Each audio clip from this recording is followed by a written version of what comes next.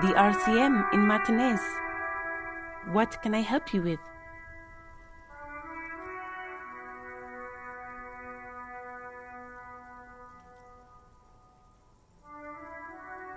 We don't see a lot of police around here, that's all. Of course. What can I help you with? Me? I am just a gardener.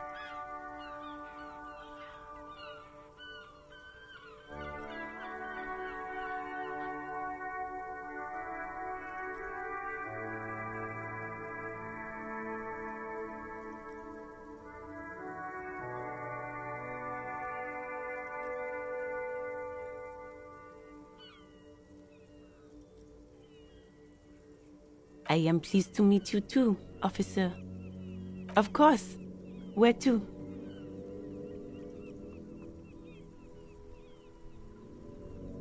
There's the pier, the Cape Side apartment buildings, some more tenements.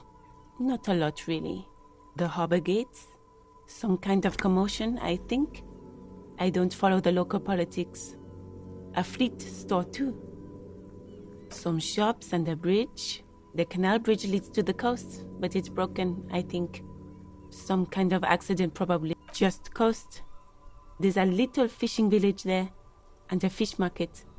But that got closed down ages. It's just water. No, actually, I think they call it the Martinez Inlet. There are some islands in the bay, but they're hard to reach. What do you mean?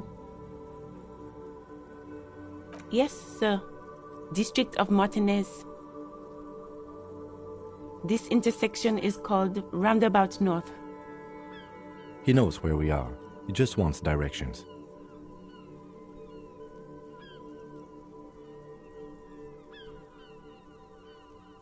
No problem. Of course. I won't hold you back. Her gloves. You get the feeling that you need them. You have a dead body to deal with after all.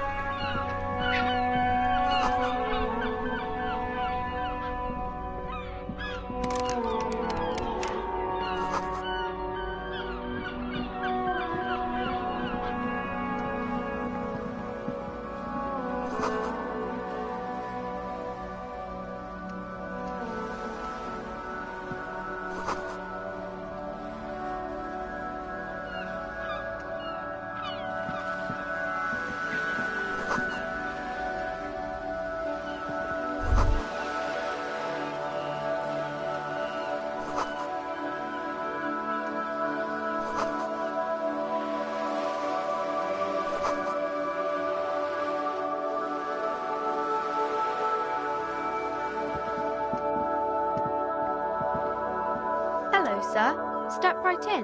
The store is open. Are you interested in a new and exciting book? Okay, sir. I'll try to answer any question. My name is Annette, sir. My mum, her name is Plaisance. She owns the store. She's inside minding the register or organising the stock. Feel free to step in and browse our wares. I'm signalling that the store is open. Otherwise, people might not know. They'd miss out on the crime, romance, and... A sudden gush of wind turns the pages of the books on the counters. She covers her face, smiling. But she's cold.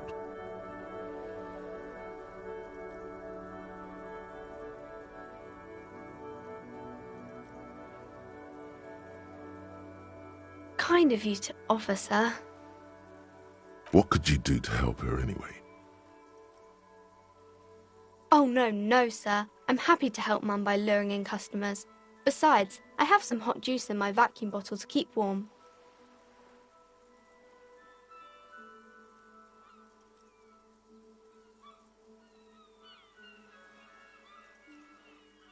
I do my studies at home at the moment. I have to help Mum keep this place running. Mum says it's necessary to do both because it builds character. Mum says a proper worker is dutiful. That's how you get ahead in life. You succeed. Mum says it's peachy. She was a little afraid at first. There's talk about this house being cursed. Behind her, the window has been boarded up. You sense the boards creaking, twisting for a second, and some kind of doubt in her tense shoulders. Cursed in the way that makes them say that no business has ever really thrived here, sir. That they all go...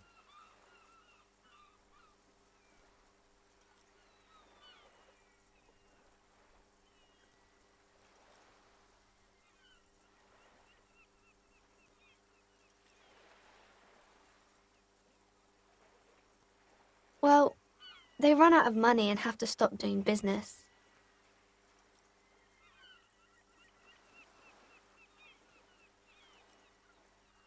We can go into the bookstore and ask about the case, but I don't see much more to look into here.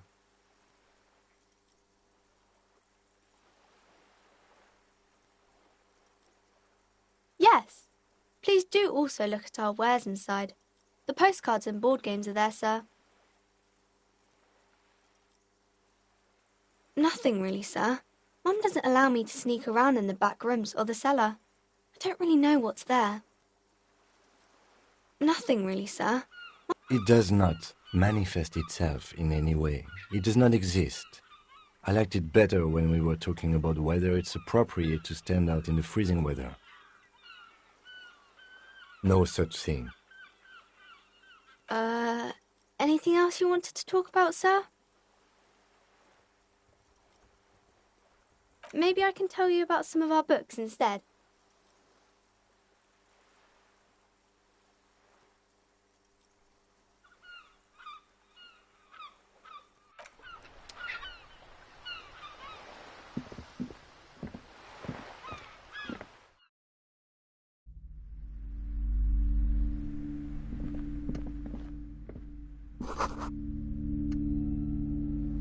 The display rack is brimming with worn paperbacks featuring an extremely muscular, sword-wielding barbarian on the cover. Nearly all the titles contain the word Heimdall somewhere.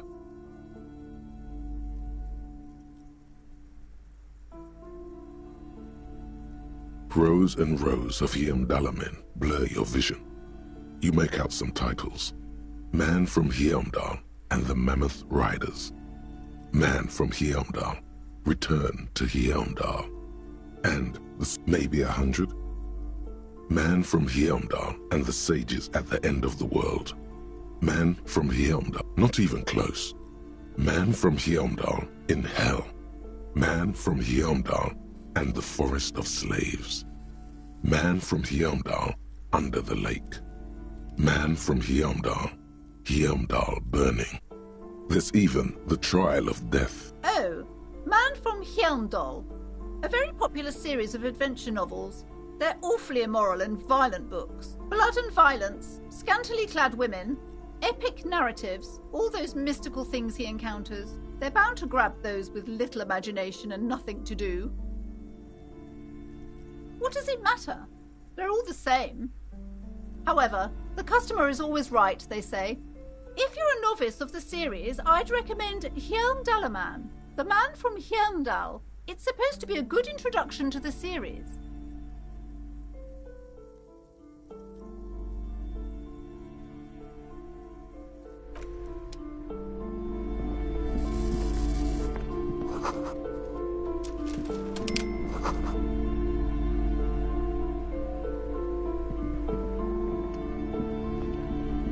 A small mountain of colorful board game boxes.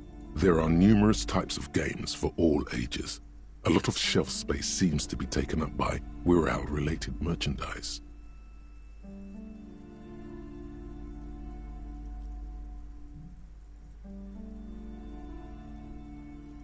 An endless variety of source books, lore books, and codices litter the table.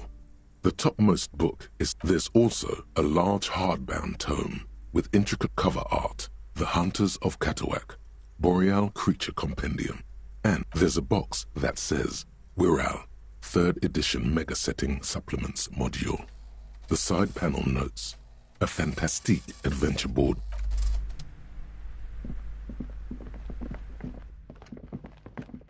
You see a set of tattered curtains blocking the way to another room. A strange cage-like trinket dangles from the curtains.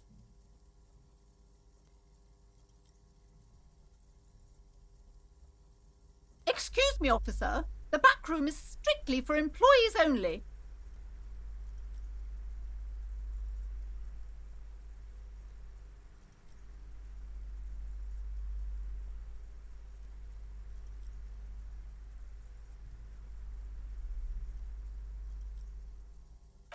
You see some kind of charm, an irregular polyhedron assembled from bones, sticks, and straw. Aside from poking at it suspiciously, there is nothing else to do with the fishhead charm at this time. The curtains remain shut before... Nothing. Now please go back to browsing the books. Don't you feel compelled to look at the books? The books... Oddly enough, the more she tries to draw you away from the curtains, the more alluring they become.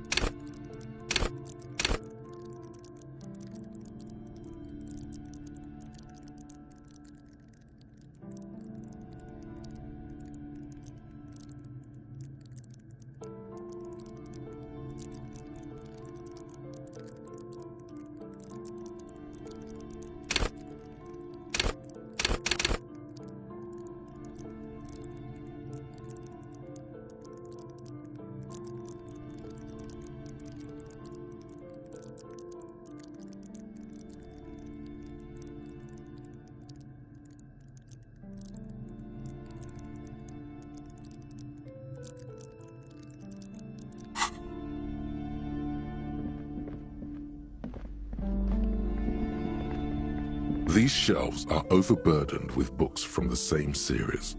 You see the name Dick Mullen over and over.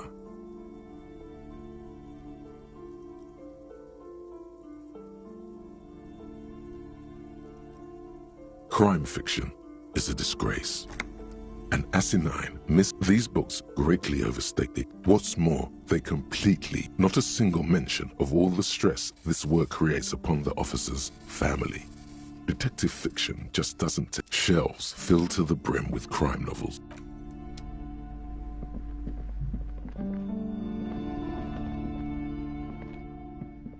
Several maps have been attached to a bulletin board hidden inside the alcove.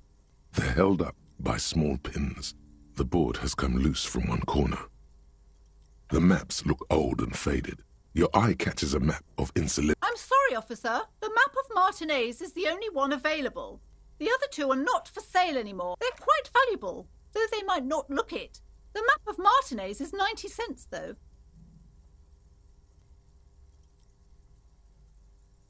Yes, yes. Are you interested or not?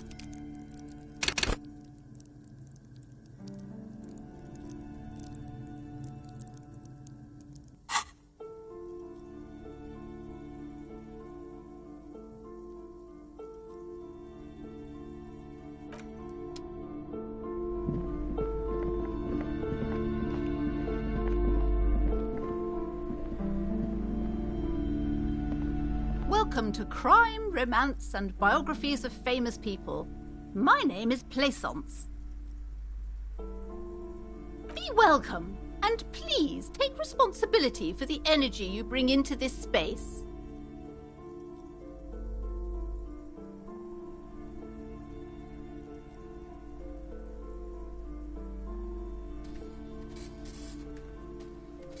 I am the proudest owner of our little shop of culture. She has fine-tuned her voice to find the most welcoming approach for attracting new customers. It doesn't work.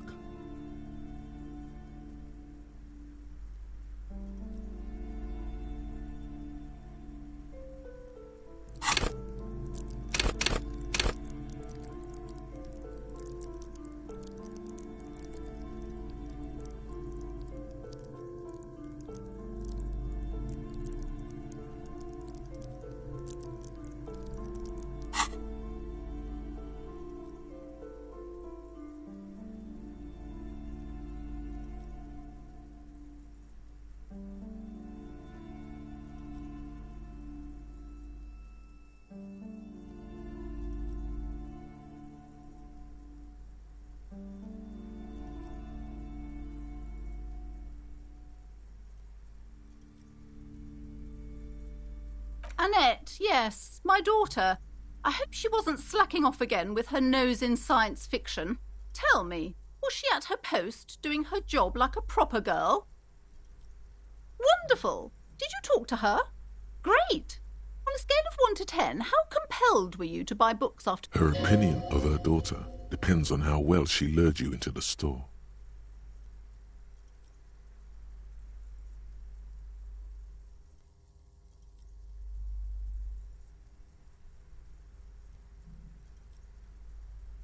My precious, her dedication brings joy to my heart.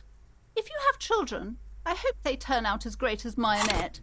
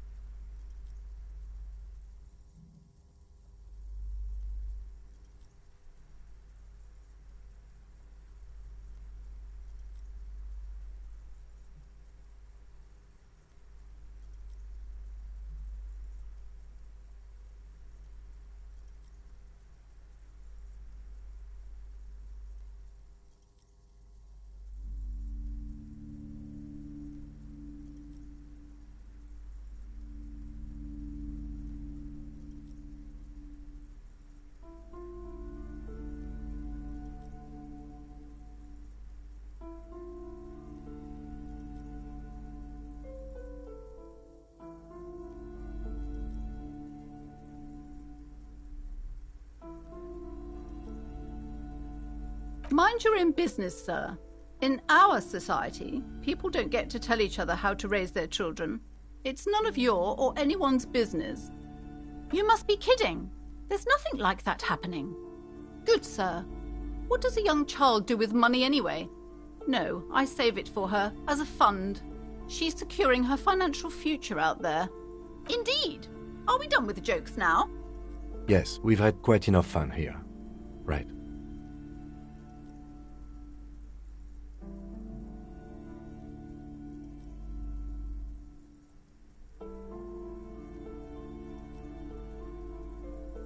The woman before you scans the store, her shoulders rigid and tense. Cursed? Who said that? Annette? I will have a word with her. This place is not cursed. It has a robustly magnetic energy. Good. Oh, yes. How's my precious doing? The woman before you scans the store. Her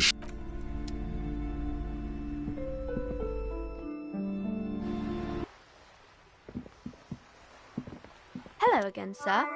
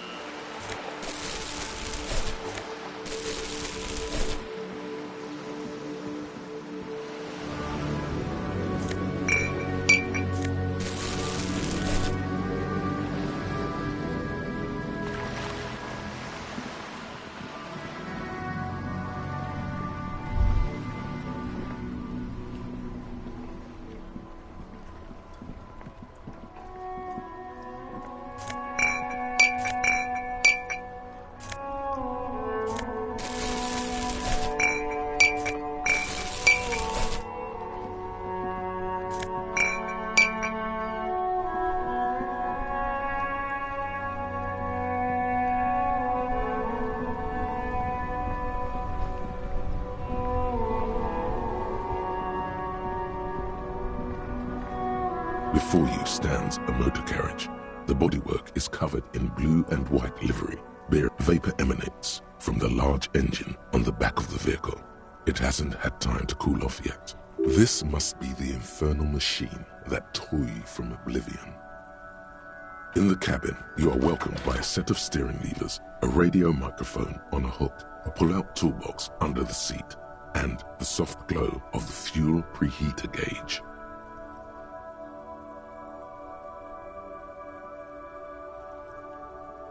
A metallic drawer slides out from under the seat and clicks. Take what you need, officer. It's going to be a long case. I'm not He's clearly a little protective of his tools. But what can you do? Work is work.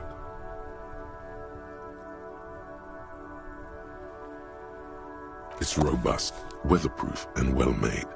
Lets you see things in the dark you would otherwise miss.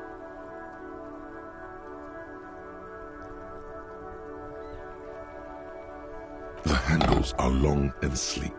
Snap, snap, go the cutters in your hand. The pry bar feels nice and cold in your hand, useful for opening all sorts of doors and lids.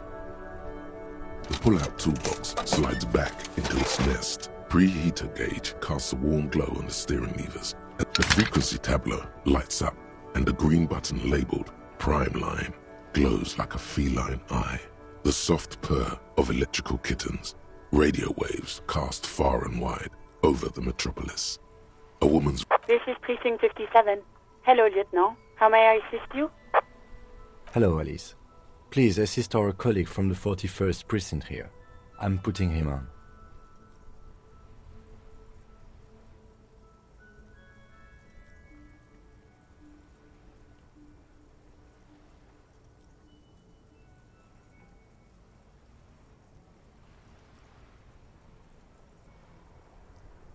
This is Officer Alice Demetri, Precinct 57. How may I assist you?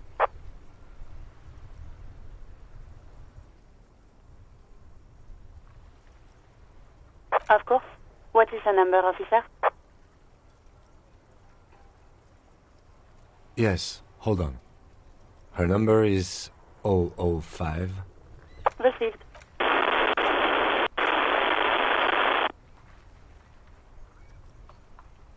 Lieutenant Kitsuragi slowly begins to tap a little rhythm with his right foot.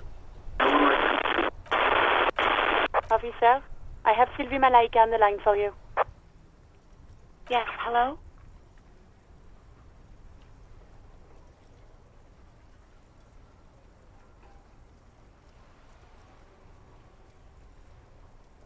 Oh, right.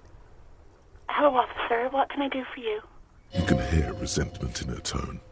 She's not thrilled to be talking to you again. You mean, why did I leave the bar? Honestly, I'm not really comfortable discussing it with you, sir.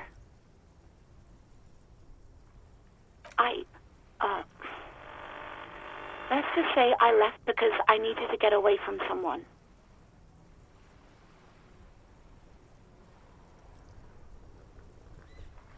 You know whom? You think you hear a sliver of accusation in her words. Don't be paranoid. She's obviously talking about someone else, not you.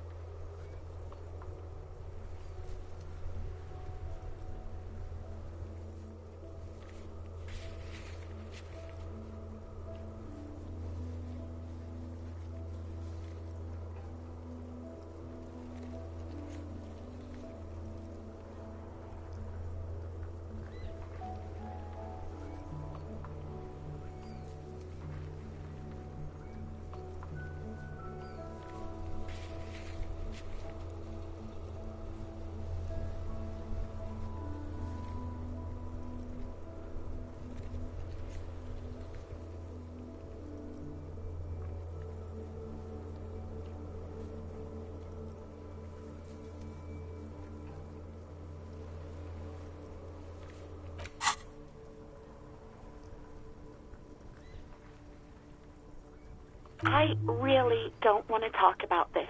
Maybe, I don't know. I just know I have to take some time off right now. No, not me. No, sorry, I don't. Not a lot of people have phones around here. Copper thieves take the wires. People don't have the money to have the cables put in again. They use the union's phone, or the... It was someone else. We'll find them sooner or later, officer. It just might take a while. What? Of course it bothered me. But I thought the union already knew about the corpse.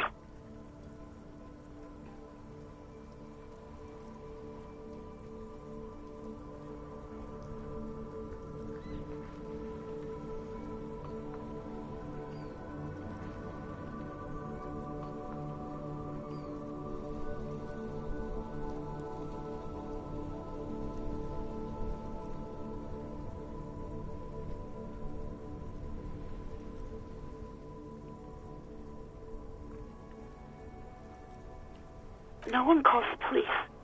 The union would get angry. You know, what the union says goes. People listen to them and they take care of their own, which is like everyone here. Garbage.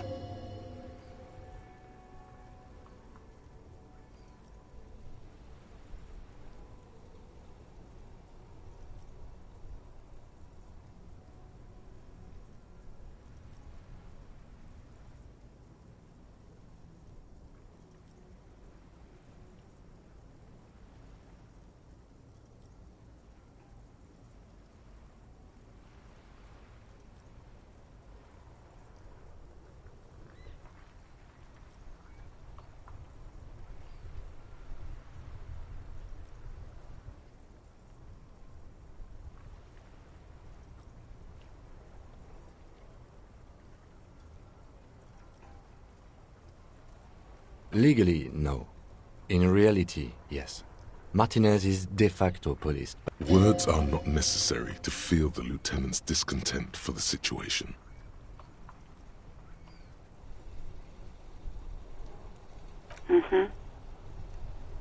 I didn't want to get in trouble with the others. Push her further. Show her the error of her ways. No, don't push her. It sounds as if she's about to cry.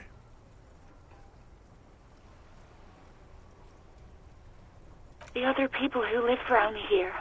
Her voice is resigned and weak. You don't live here. You don't understand. Squealing is frowned upon here. Please, I just didn't want any trouble.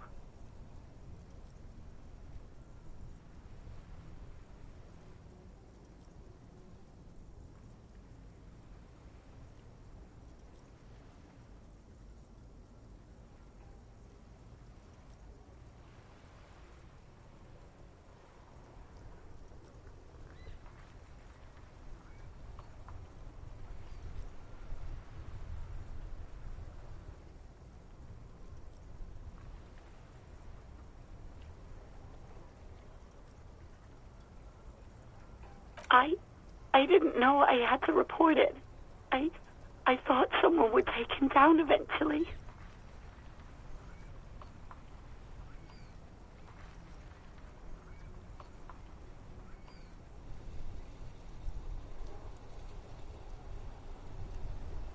Yes, I know. It's just... Was there anything else?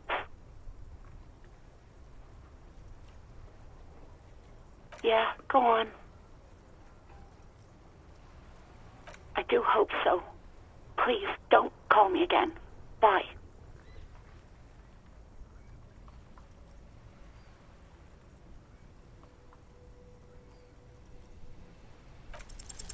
No, she doesn't have a problem with you. It must be someone else she's angry about. Some other guy. Like Gart.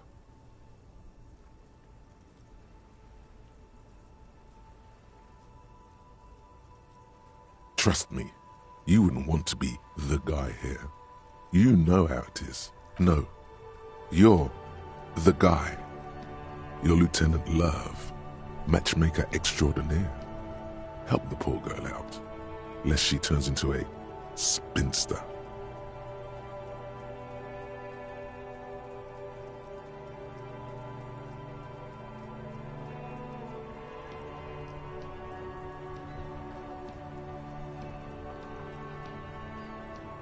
What misogyny?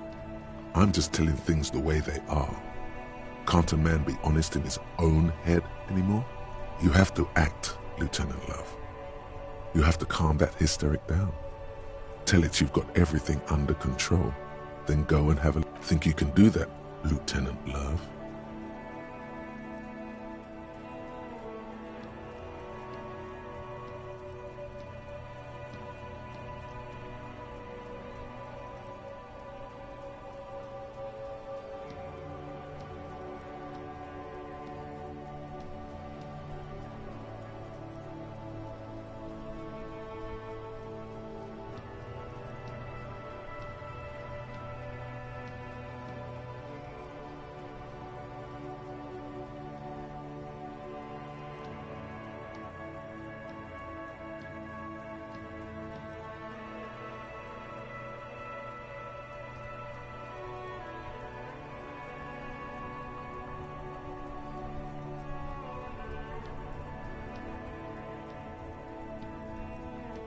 No.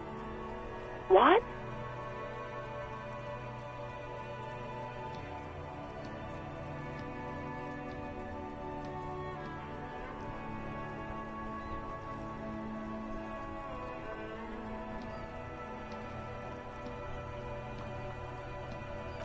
Oh, God. Please, just stay out of my life. What? What is it? Call was terminated by the other party. Anything else, officer? It's on. The love quest is on. Too late, everyone. It's on. Take it to guard now. 57, over and out. In the cabin, you see a set of steering levers, a radio on a hook, a pull-out toolbox, and the soft glow of the fuel preheater gauge.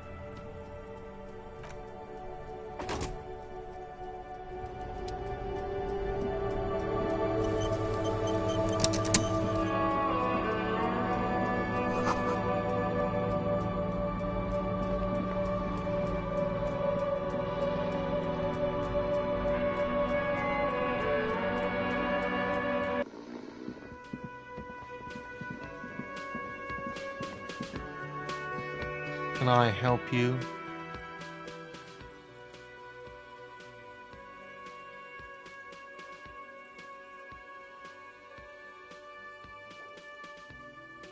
God.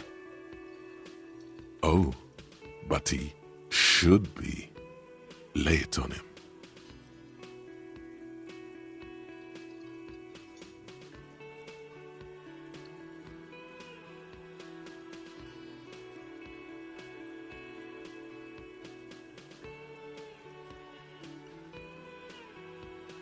Life doesn't have a back button.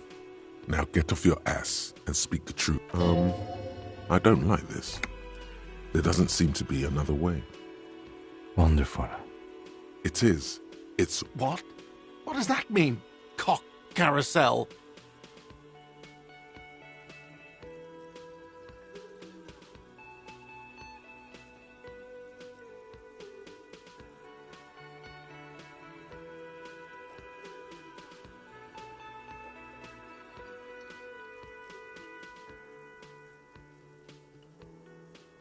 Huh?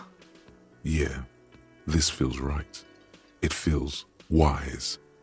Good setup. Now speak the real shit.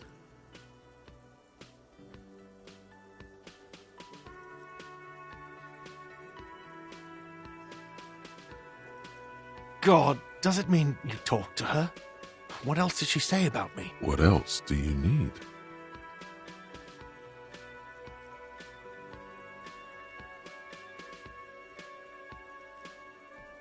The man leans his hands on the counter and sighs.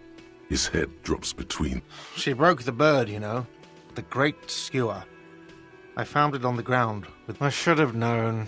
It was her way of telling me to piss off. I should stuff it up my arse. Or you broke the bird. It can also be that. I think, yes, the bird is connected to this. It's a symbol of hope, and she broke it.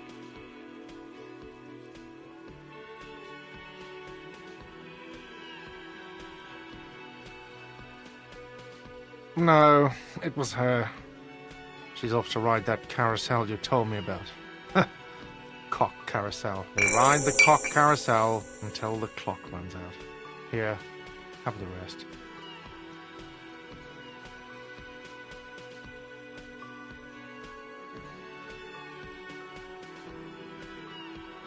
Now, let me have a drink and think about this shit for a moment. On my own. And there we have it. Isn't that beautiful?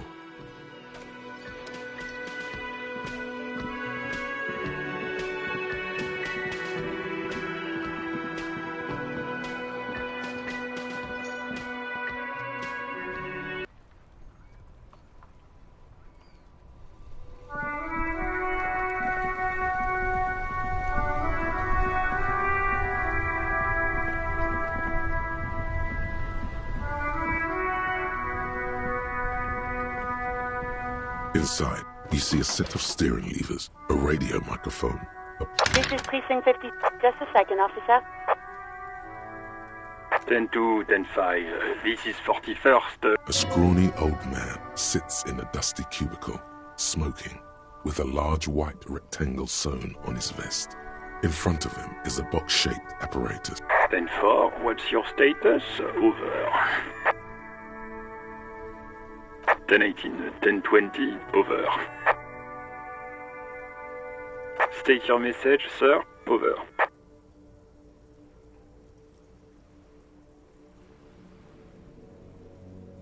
10-9, repeat message. Over. 10-4, message received. This is a very serious situation. Is it him? What does he want? Says he lost his badge and needs... He what? He lost his badge? Who lost his badge?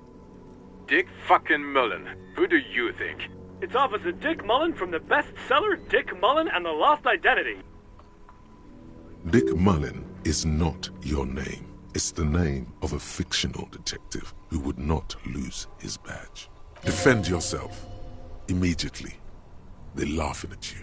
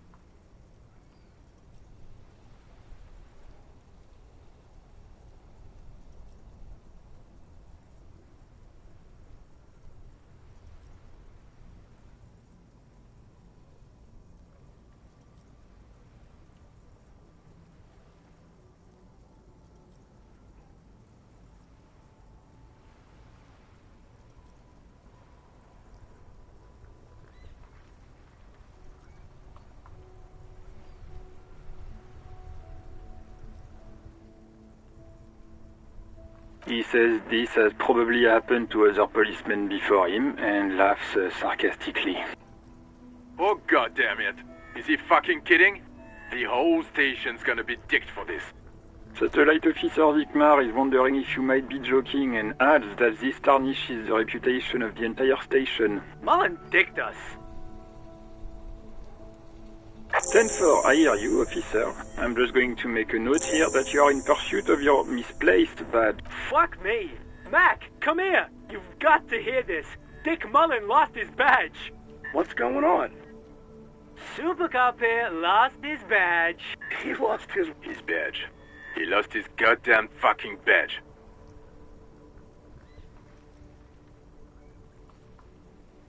Ten-9, come again. I didn't get that. Over. New heights even for Captain Sober. Ask him. Ask him if he's lost his gun, too.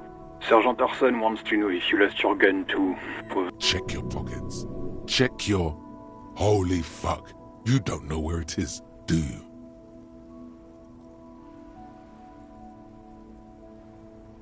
Okay, it's gone. Your gun is most definitely gone. Don't sweat it, Bratan! You don't need a gun to have fun! We can still have fun! It's not all over!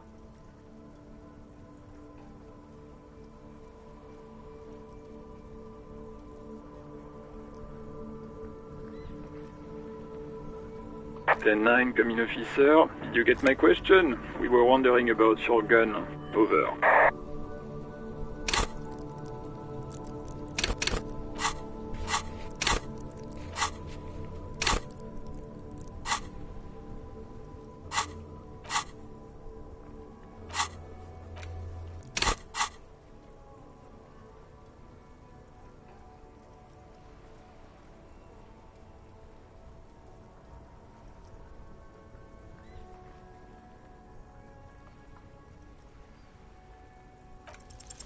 Even before you can get the words out, everything gets scrambled in your brain.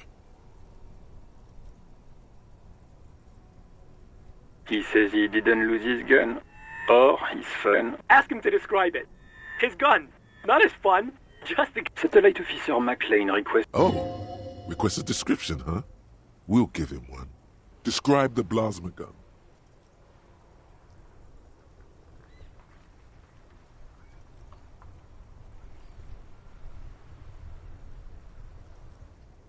He says it's just a regular gun.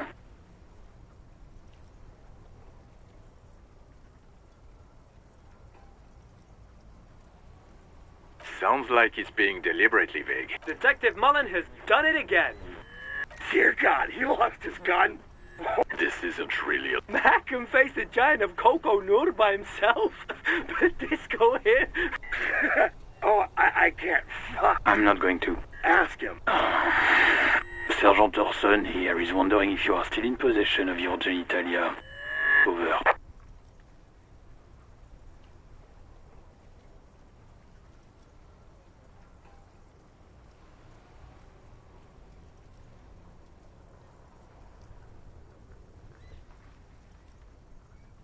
That's a negative. Not going to say that. Over. What's he saying? He said he sodomized your mother. The prick ate Mama's vanilla waffles at the captain's birthday party. Some nerve he's got. Sure her vanilla waffles were the only thing he ate? Shut up, Chester. This isn't funny. This is my mom we're talking about. Tell him to apologize right now. Sergeant Orson requests that you apologize for the claims you made about his mother. Over. Mac, he says you shouldn't have antagonized the Firewalker in the first place.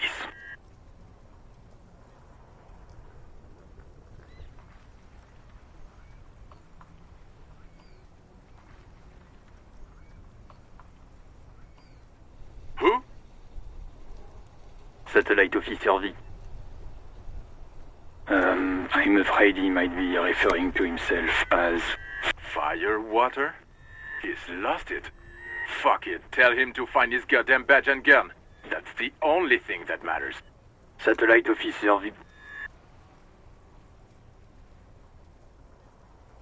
10-4, affirmative. Officer in... Oh, God, Officer de Unit Further Assistance. Over. Roger that. 10-10. 18 kilometers to the south, in the 41st Precinct's relay booth, a small crowd has gathered around Communication Officer Jules Oldboy Pidier. The small room is filled with cigarette smoke, abuzz with laughter, when Officer Jules... What is going on here? Did something happen? What happened is my partner made contact. It's not good. He's lost his badge and his sidearm. He seemed confused, delirious even. Mac, the torso Torson, is finger-fucking his fist, laughing hoarsely and apparently telling some dirty story to his partner, Chester McLean, near the entrance. Yeah, Mullen was fucked, alright. Sounded fucking drunk to me. Yeah, Mac's right. That was some gnarly shit. Enough! None of this is funny. It's fucking sad. That's what it is. He's a cop. He's one of us, goddamn this. We must help him.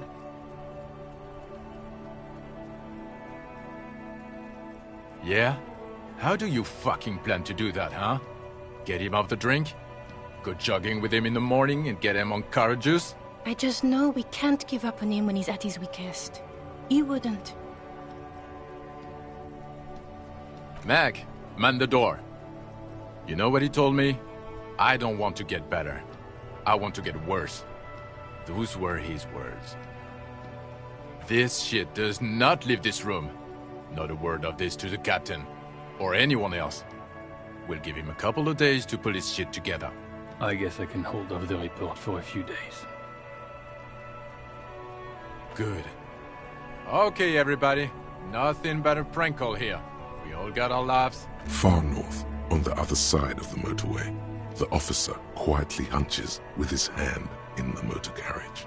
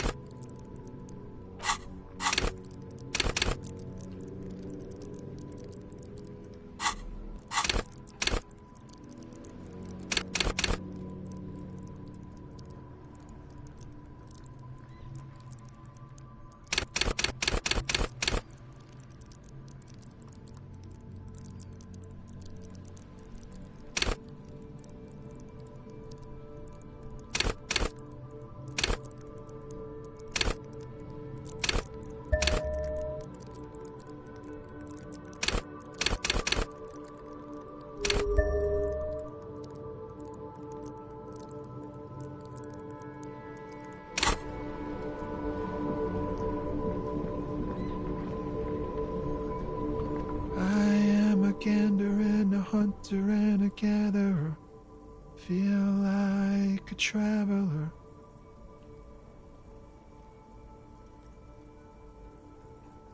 From another planet. Hey there. It's the jam, my man. The air from the east is thick with the smell of crude oils, heavy metals and other byproducts of the modern era. You can almost taste it.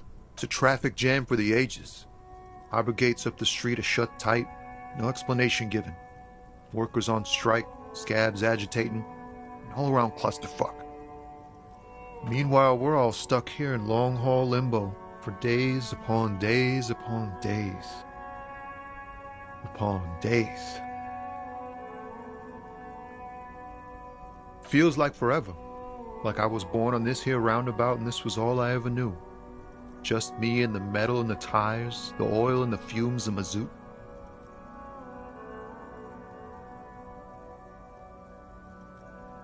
Yeah, imagine. It's been a whole week already. Behind the laugh, however, a touch of sorrow. So tell me, what do you need?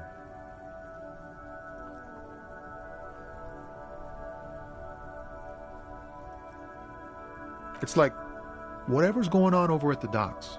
Workers got a blockade set up, making demands, no way in or out. Some pretty wild stuff, I hear. Like a giant new power crane in half the company? I forget what exactly. Good on them, I guess. I've heard talk there's a company rep in town, too. Like a strike negotiator type. They'd know what's up. Precise demands and so on.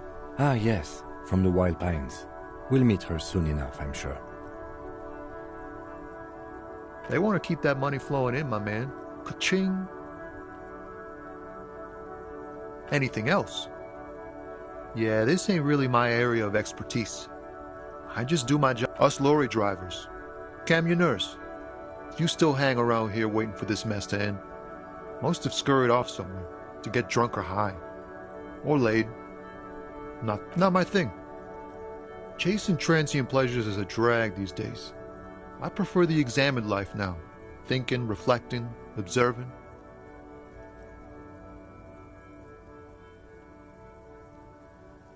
He ain't one of us drivers. I know that. All accounted for. Otherwise, I haven't... It's easy to see he's telling the truth. He's kept his nose out of the dark stuff. Analyzing the fundamental structural and psychological conditions of being stranded in the midst of a sea of motor lorries. And there's a sense of surprise there ain't more bodies hanging from more trees. Don't be a stranger.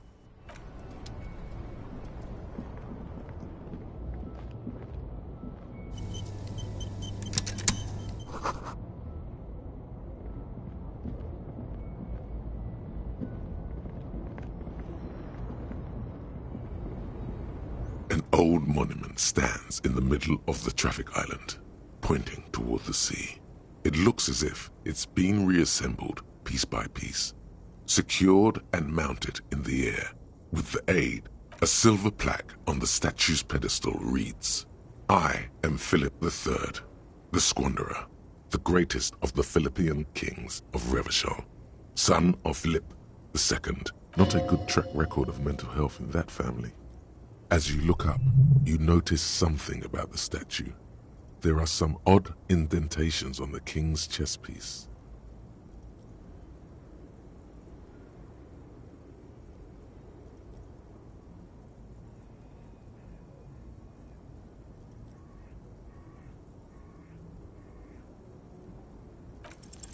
Even by the standards of the Philippian kings, old sumptuous Philip was known for his profligacy.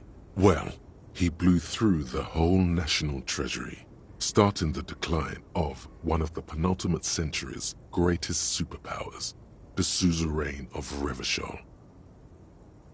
His own maladministration foreshadowed the fall of the monarchy. During the anti-centennial revolution, an end to his family line and the monarchy on the Insulindian Isola.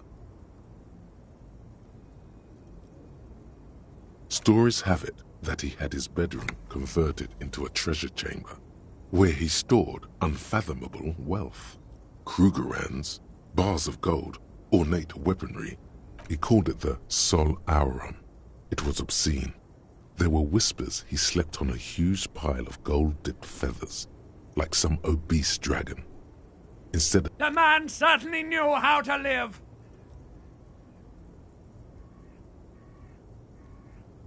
But wait, you haven't even heard about his fabled cocaine addiction. You see, old Philippe wasn't just good at squandering the national treasury on gold and ceremonial weaponry, he was also a prodigious snorter of nose candy.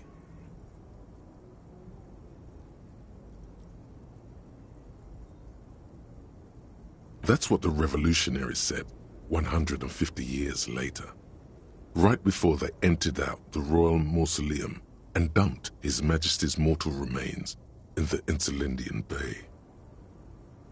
His Majesty's courtiers said it helped him connect with the higher realms. Beneath the cold waters of the Elysium Bay, thrown there by the revolutionaries after they cleaned out, the original was blown apart by communards, then further damaged during the landing of the coalition's airships during the turn-of-the-century revolution, when Martinaise was leveled. Some years ago, a group of liberal, artistically inclined individuals, designers mostly, thought it would be ironic to restore the statue of the most wasteful ruler of Revachol in the poorest part of the city. The statue is supposed to capture the moment it was blown apart, like an instant frozen in time, a rare butterfly trapped in amber, floating on a sea of shit.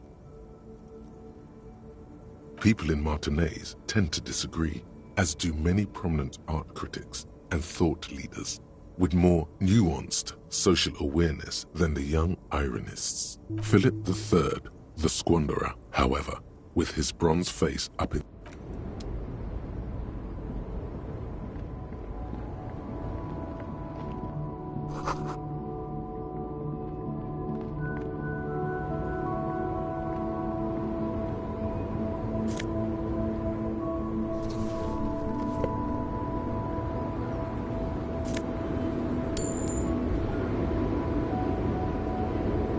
small, wrinkled woman does not greet you.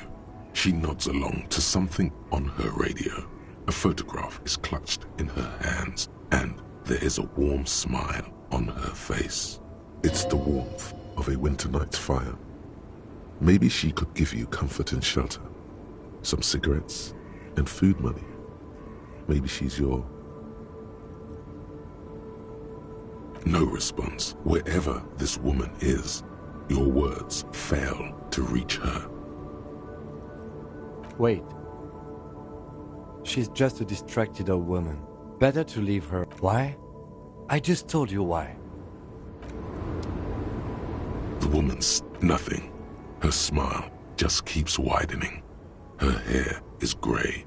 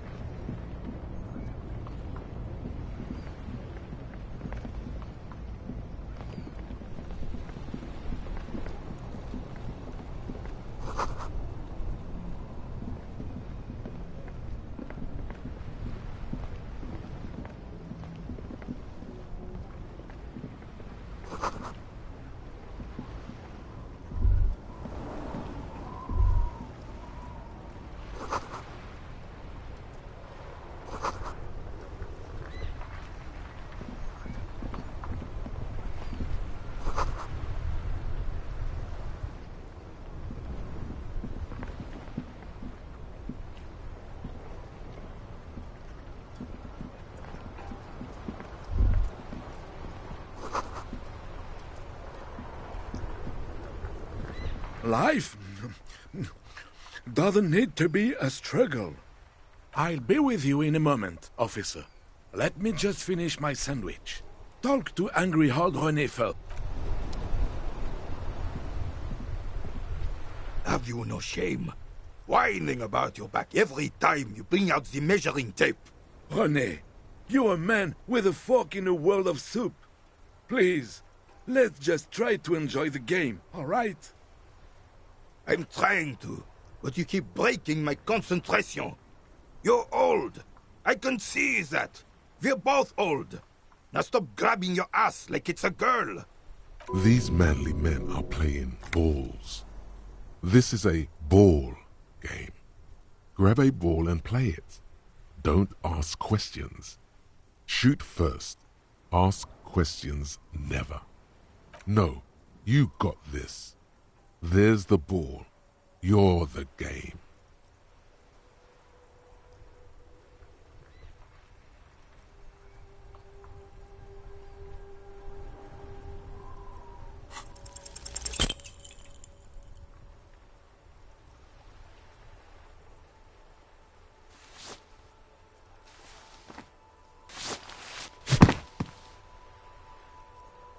This felt wrong. Wrong like touching your sister's breast. Mon Dieu! Good job, officer. There are no two more harmful words an athlete can hear than good job. And this was downright embarrassing.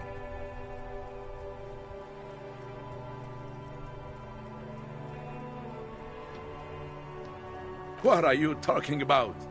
You just executed a pretty much perfect pétanque throw. How are you ever going to get the officer's shit off your nose, Gaston? Or even climb out of his ass?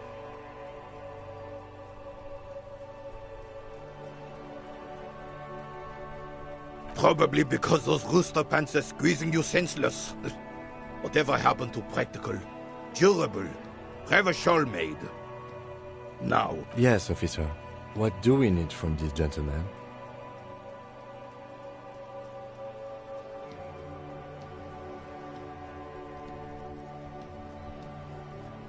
Unfortunately, I don't. Unlike most of the locals, I have no qualms about assisting law enforcement. In Martinez, the union is the law. Cop is a pejorative term. I don't have a problem with policemen. On the contrary, I admire the effort to bring order to our streets. If I knew, I would not be afraid to tell you. I simply don't. I'm an old man, not a coward. The daily business of the riffraff. This is a man with a lot of past, but little present, and almost no future. Ah, yes! King Philip III, on his steed. Oh, absolutely. At the mercy of a cocaine-snorting tyrant who emptied the treasury so he could sleep on a bed of gold.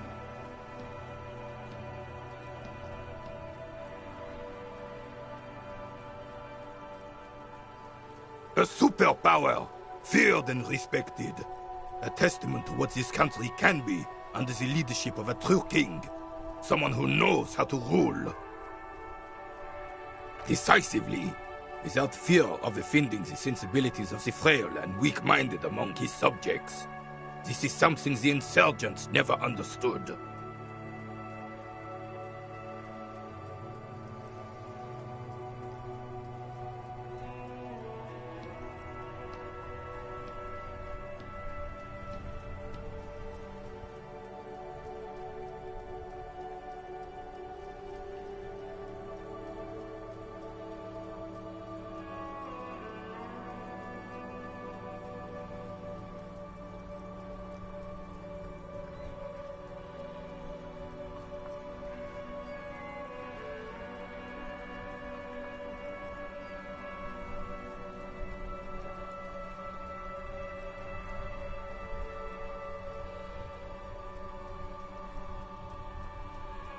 A nation is only as strong as its leader. Don't get started on that again. What happened, happened.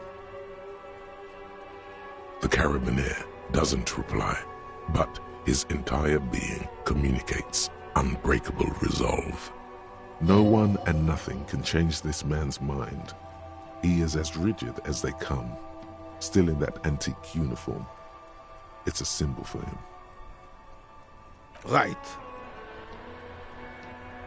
Yes.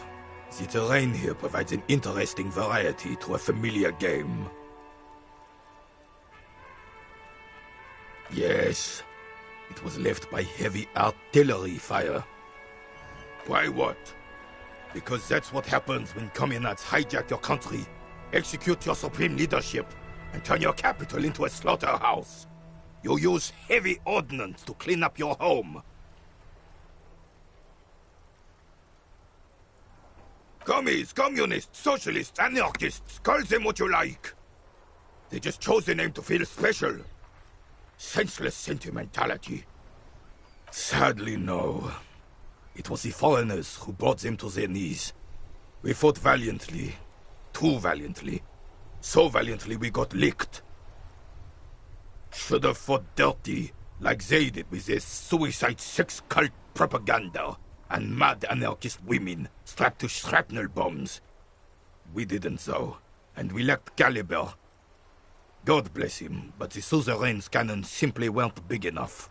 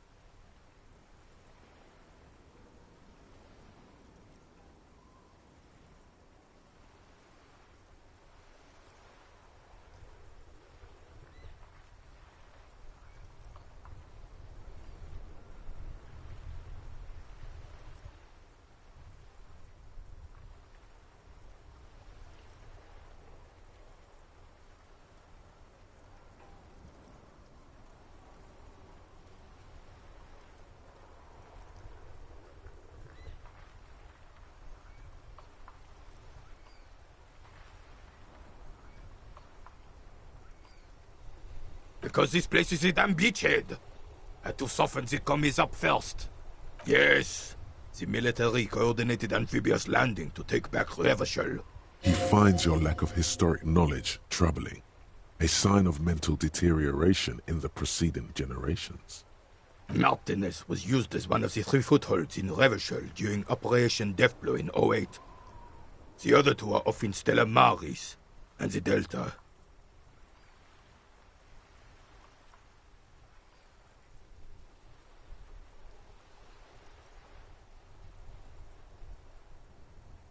This here is Blood Ground, where Coalition boots first made landfall and cleaned those rabid dogs out. Most likely, we're playing pétanque on their mangled corpses.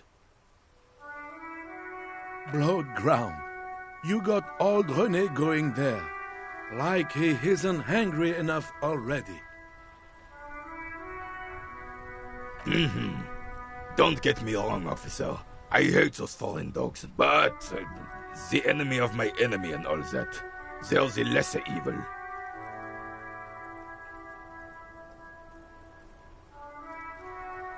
Damn right, son. They laid the fire of hell on the city before they stormed it. And it worked, too. The rest of the city got cleaned up, but Martinez they keep as a monument. And now the Union Socialists are practically running the place. Well, it's your own damn fault. You, we, the Coalition, Revachol, whoever you want to blame, never finished the job. Officially, the party never surrendered. You don't even begin to truly understand the players of the table, let alone the specific circumstances surrounding the... Thinking men have opinions on these things. Present one.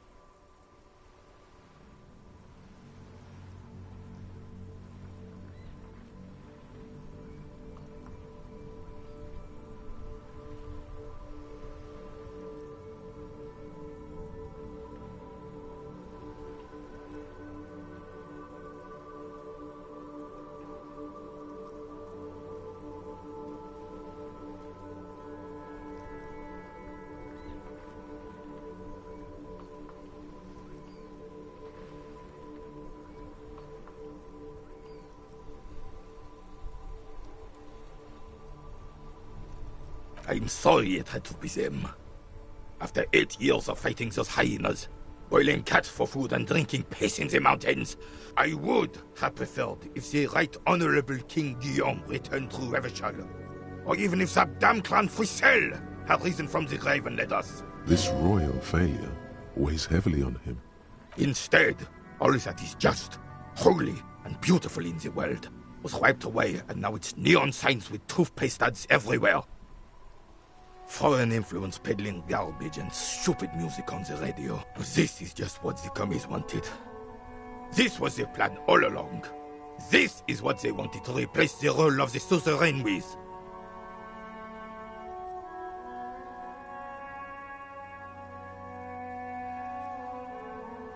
Damn Frissel. He was a king we couldn't protect. The Carabineers failed him, and the crown. He died in the hands of the Hyperlay, in a very public execution. It doesn't. That was 100 years ago. Ain't got nothing to do with anything.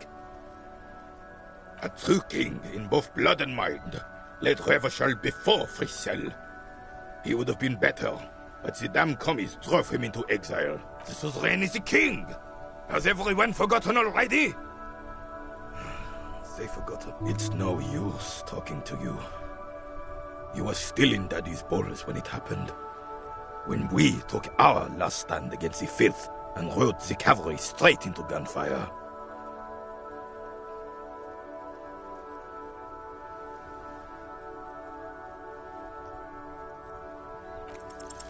This is the uniform of the Royal Carabineers in service of Frissel I, Guillaume le Lion, and the valiant King Philip V before him. Don't you mean Frissel the... You do not speak his name, Craven, although he was a clown. But he was our clown, ours to ridicule. And there's something you missed. You will get to it. Don't worry.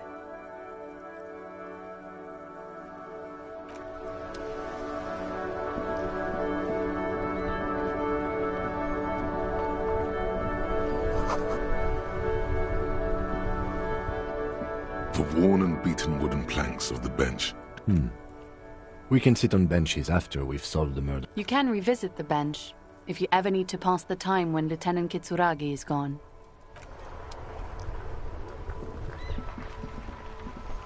This Post Lavantorie mail collection box has been heavily vandalized with graffito. A closer inspection revealed a faint sticker on the side reads, RCM Emergencies Desk number 8102, with a slogan, Mankind be...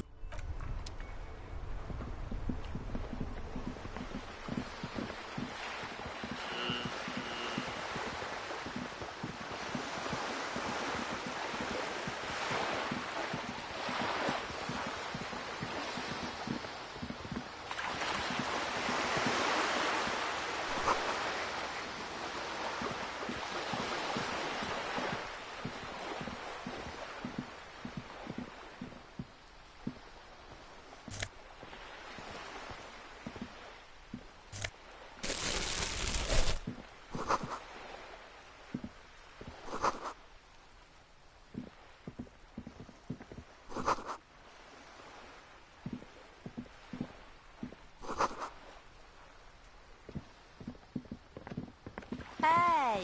Up here, Piggo!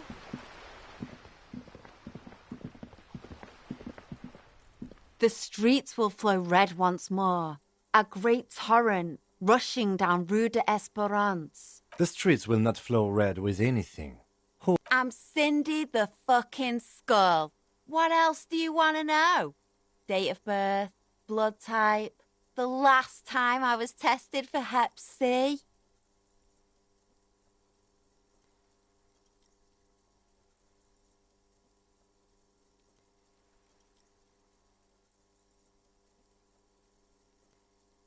Had a battery of tests just last week.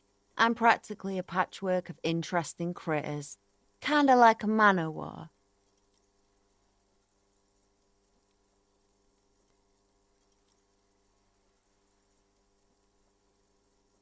Can't you tell? I'm painting a beautiful mural. I haven't really started it yet. I'm waiting for the right words.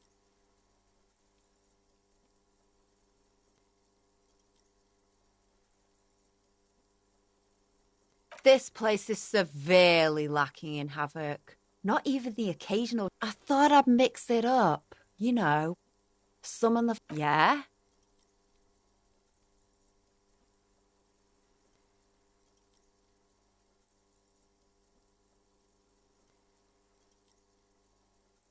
Lying is cool, I guess. The lieutenant furrows his brow at another one of your eccentricisms. Hatred, disgust, it's difficult to tell which of the two is more present in her. The woman on the boat does not notice. That is on her. Someone's got to keep an eye on her. Probably the Wild Pines rep. We should talk to her. She's a professional negotiator, though. I have the feeling she will be very cooperative while telling her you should take the lead. Ask her unexpected questions, you know? Do your thing. Don't be afraid to get a bit wacky. Good idea, piggies. Run along now. Fuck her shit up good. Impound that boat while you're at it. I'd like to watch her swim back to us on. I ain't no snitch, Pigstein. Go forth and forage in someone else's shit. Actually, there is a shortage of people who talk to us in a normal, calm, We weren't put on this earth to make your life pleasant, fucko. Watch your back, ungulate.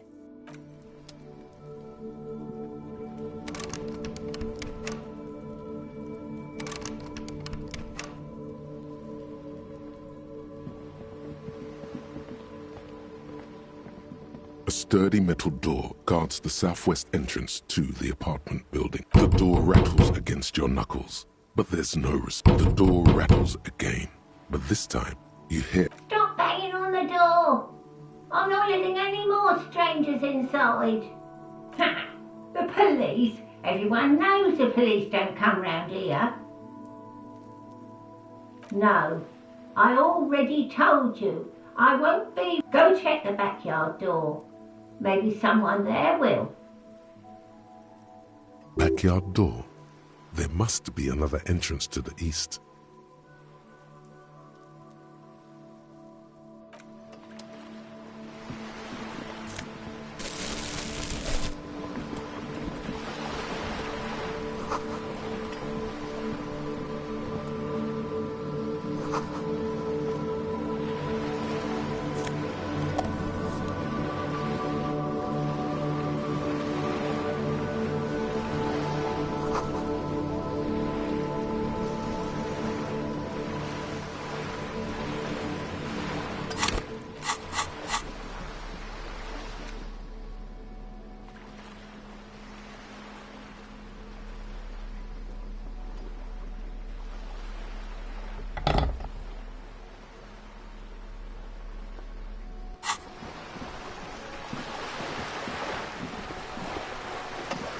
A striking woman leans against the cabin top of her sailing boat, smiling as you... Good morning, officers. I'm Joyce L. Messier. I represent the board of Wild Pines, the owners of the harbour. You gentlemen must be from the RCM.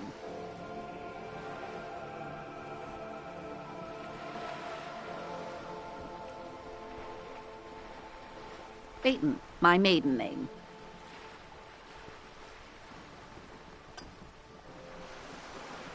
Nothing, honestly. I've said it to every drunk in town, and you're the first one who's responded. What is implied here? That you're a drunk?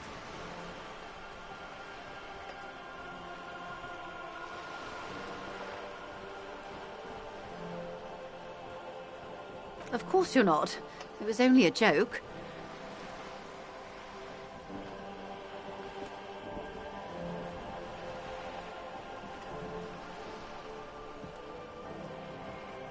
I'm glad to see you here. She is unfazed by your rudeness, probably chalking it up to local custom. I was dispatched to handle a strike, not a lynching. Anything I can do to assist the RCM in this matter, I will, gladly. That is good to hear, madame. My colleague will take the lead on this interview. I should let you know that he is recovering from an unusual medical episode. Very unusual. How interesting.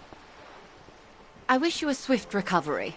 In the meanwhile, you have... It's hard to get a read on her precise disposition, but she appears helpful.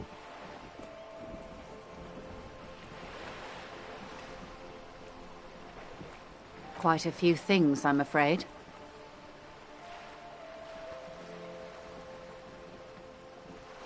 The information I'm to share with you includes sensitive trade secrets. For the sake of my employer, I have to ask for your names and badge numbers. Of course, ma'am. We should have introduced ourselves. I am Lieutenant Kitsuragi, and this is my colleague from Precinct 41. I'm afraid he doesn't have his badge at the moment. How curious. Why is that, Detective? Awkwardness washes over the conversation. The woman doesn't like this turn of events. I see. So, are you saying you lost your badge during the course of this episode?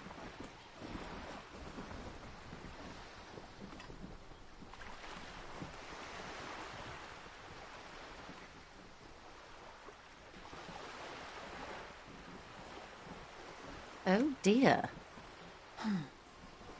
Some kind of encephalopathic amnesia. I do believe you, naive as that may sound. I simply can't As I said, ma'am, his technique may be very unconventional, but he is an officer of the RCM.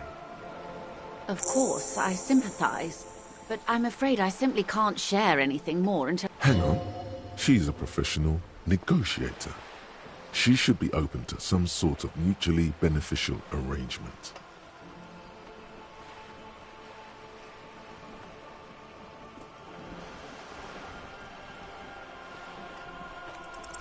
Feelings will guide the way.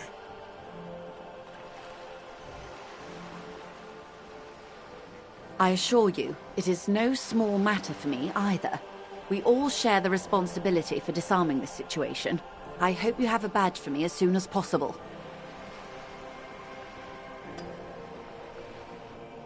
She's silent. The wind flaps the sail above her. Officer.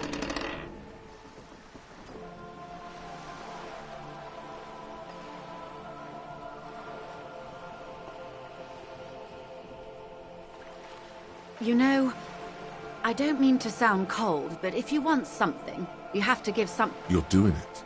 Despite your own best efforts, I'll be frank with you. If I'm going to break protocol, I need to be able to justify it to my... The Union is conducting drug trade out of the harbour. It's an open secret in Martinez. Surely it must not come as a complete surprise. Or you can find your badge, which honestly seems like a lost cause. Detective, a word in private before we continue.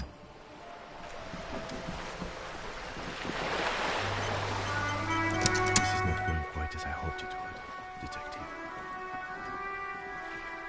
Honestly, I was expecting you to use your unorthodox technique to keep her off balance, and not volunteer us to be her henchmen. This woman is running circles around us. She might have known about your misplaced badge all along, or she's simply an adept improviser. Either way. He doesn't let it show, but there is a limit to how much the consequences of your unprofessional behavior can cost the investigation.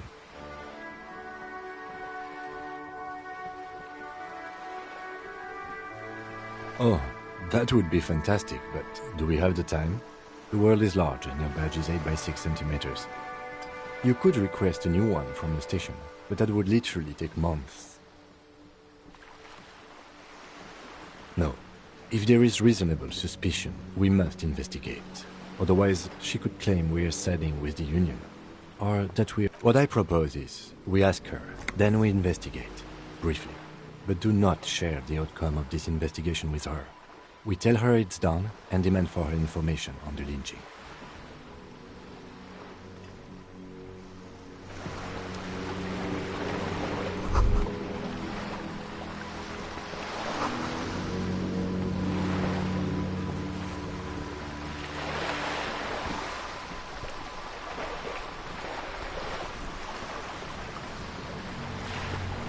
You're back. Good. What can I help you with?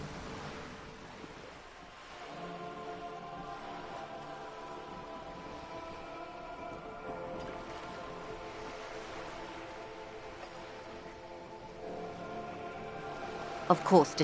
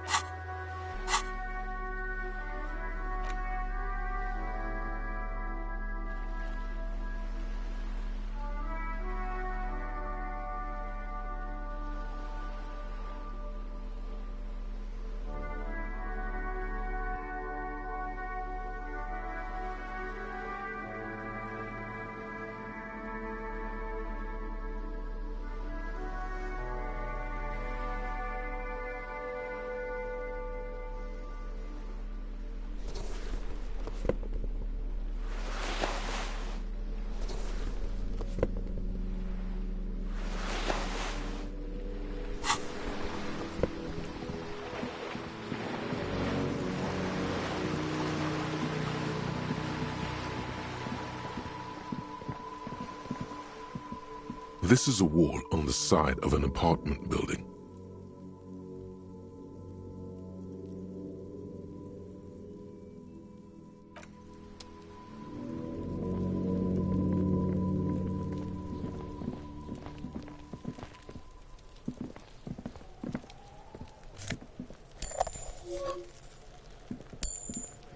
Are you trying to sneak up on me?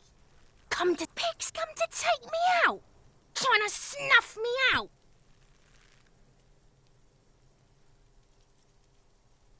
Then why are you sneaking up on me like that?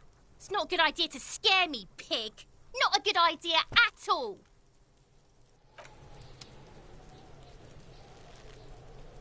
Trying to sneak up on me again? Trying to...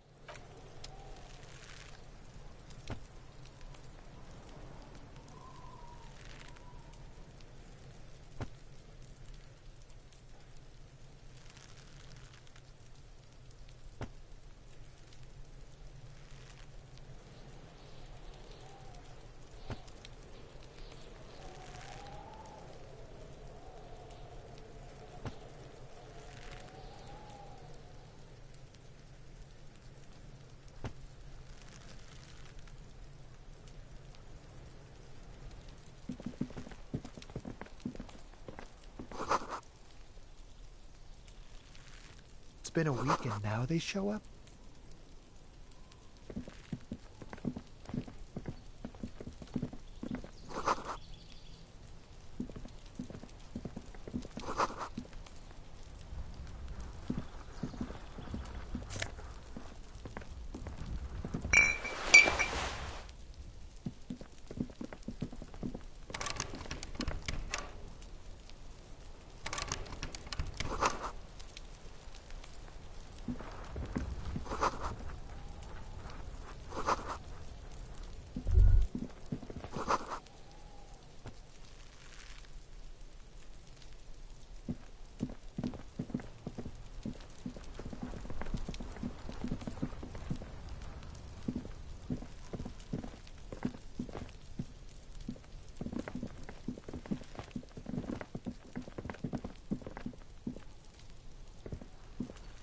There must be another way into the building. You see a young man on a balcony nursing a cigarette.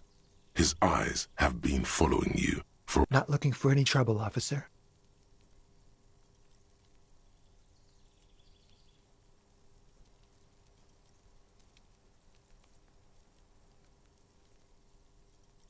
I don't want to be seen talking to the gendarmerie, if that's okay. I just want to finish my cigarette. Don't let him go. This could be your witness. The balcony has a great view of the whole thing. Is it really that important? All right, but make it quick. Once I finish this cigarette, I have to run. I'd even go so far as to say that the view is a little too good, my dear gendarme.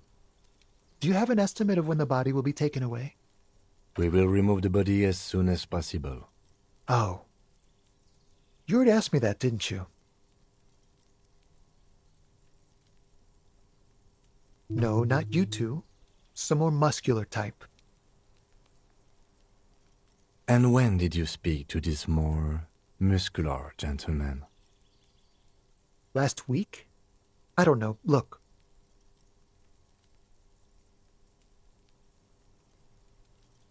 You didn't answer the question. I had a friend over. It was my Sunday friend. Makes sense. Friends are nice on Sunday. You don't have to work. You can just spend time with pals, watching rugby and drinking beer. He doesn't reply, gesturing no with his cigarette. Under the grey sky, snow continues to pile. My name? My name is Martin Martinez. Martin Martinez? Good local name. Let's go with that.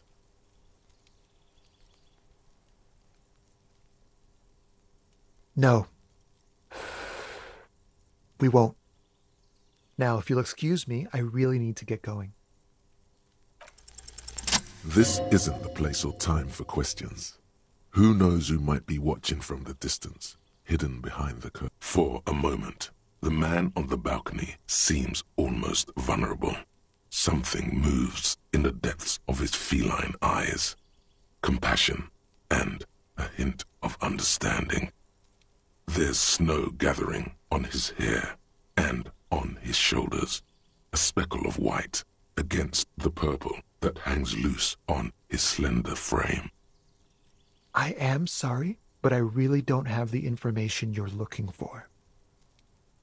But, hold on, what's that? For a split second, his hand lingers, as though gesturing towards a stone. It's a sign. Good luck with the investigation.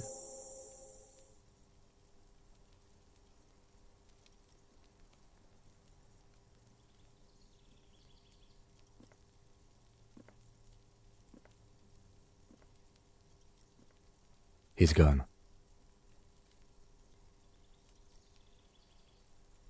No point in running. Tenements like these often have multiple exits. If he doesn't want to talk to us, then he'll know how to hide himself. He could be a witness. Him or his Sunday friend. Either way, we need to look into that. He did leave us a sign. Did you see that?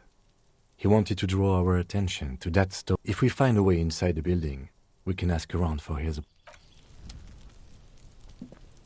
A stone, like any other, lying in a whirl of sleet, and there's a key beneath it, rusty from the dirt. This must be for the front door. Pity doesn't have the apartment number on it. This building has many... We'll just have to go in and see.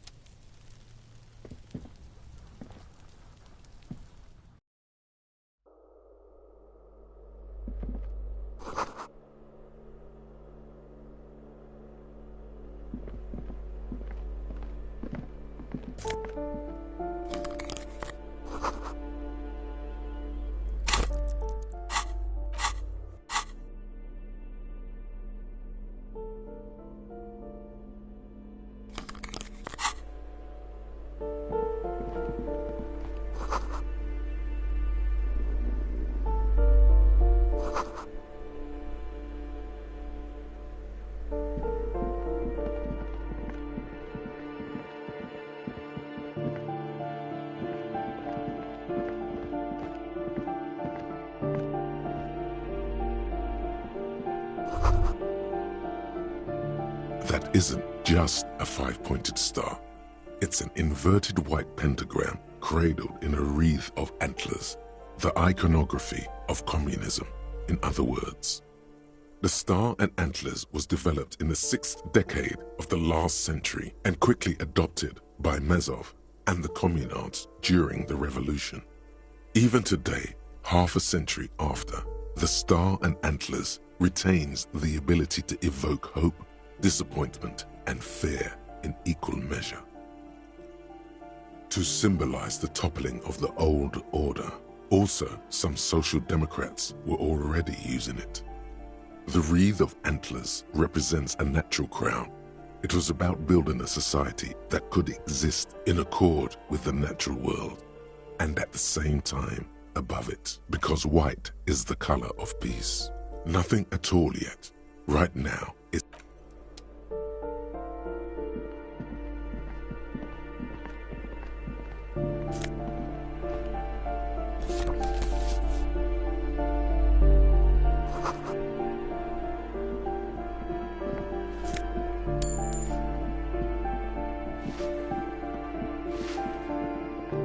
Give me a moment. The cold never does any good for my bronchitis. I'm fine. Fine. Don't you worry about me. You're still worried. Now, what do you want? She's the cleaning lady. She knows the floor plan and the residence. I'm no one. Just an old... if you can call it living.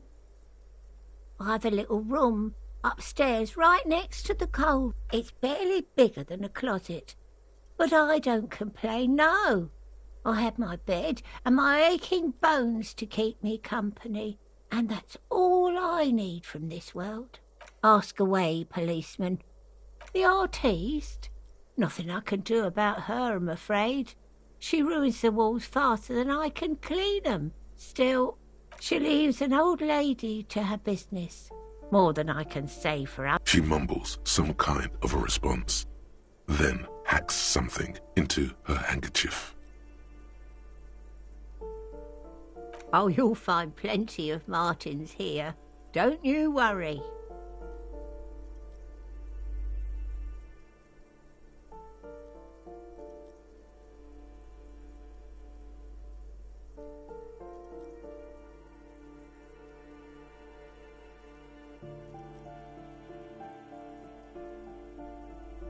Pea-brain. Someone played a trick on you. Martinez, is a name. Oops. You really didn't get the joke there. I thought it was obvious. Anyway, officer, we don't have the witness's name. Yes. I know who you mean. The scrawny boy who's always smoking. Somewhere in the building, a child starts crying. You hear... What's he in trouble for? Talk? He lives upstairs in room 28. Go to the balcony. Thank you. We should go check out his apartment on the balcony. See if he's home.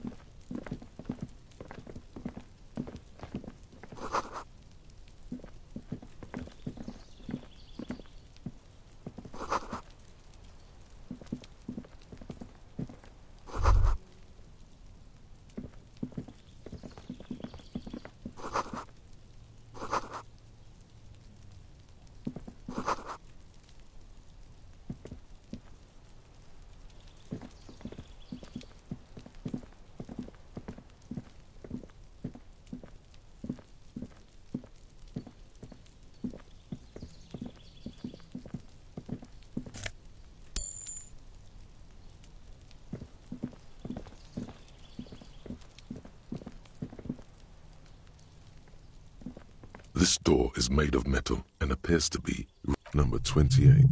This is where the cleaning lady said the... Let's see if anyone's home. No one answers. Looks like the young man we are looking for isn't home. I think our best chance to catch him is in the evening. We should return tomorrow after we have finished with our day's work. How about 9 p.m.? Sound good?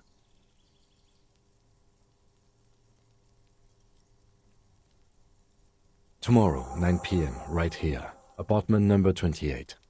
Good, let's go. Damn. Turns out it's quite tricky finding someone in a big apartment building. Remember, tomorrow. He's probably gone for today. No one answers. We should return tomorrow. No one. We should return.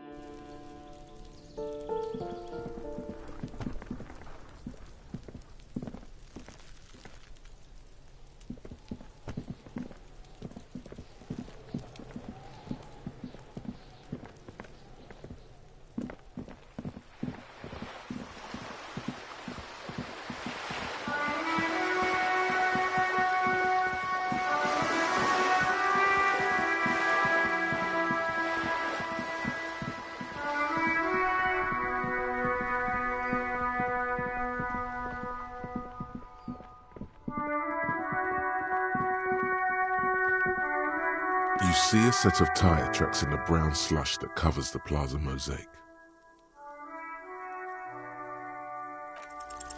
The tire tracks were left here by an unknown event that took place some days ago. It's a message, written in the language of burnt rubber. Some of that rubber stuck to the tiles right in front of the whirling in rags. This is point A. The driver and then accelerated straight into the fence. The driver proceeded to back out of the yard, barely stopping before hitting the adjacent building. Before heading south, must have been in a hurry. You are correct. This is a rather motor carriage-friendly city. Somehow that makes you feel scared. You don't know why.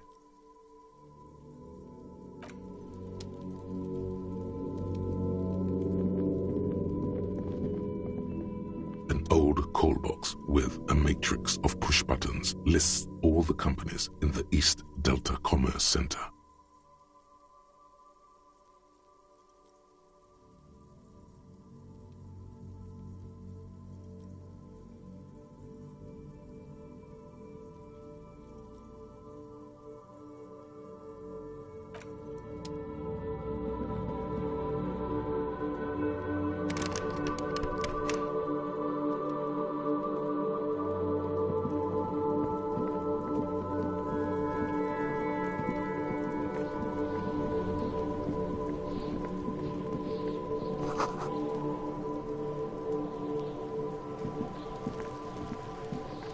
This trash container is locked. There's something in there, not necessarily connected to the case, but still. The body is downwind from here. Maybe you prefer the smell of garbage to the smell of death. The lieutenant leans in to inspect the lock. We could try using a pry bar, the one you took from my motor carriage, or we could ask for a key from the manager of the Whirling in Rags. He probably has one. He might also have information. This is better than the pry bar idea.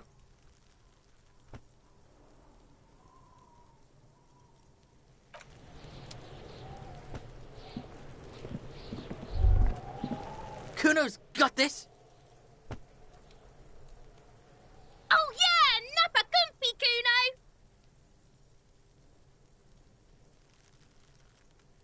Can't talk, pig! Shit's coming up strong! Shit coming up strong. That sounds good. Joyous.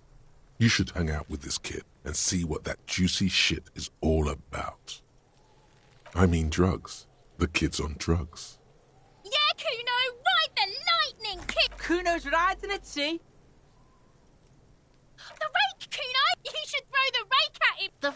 Does Kuno know what a rake is? Kuno's not a gardener.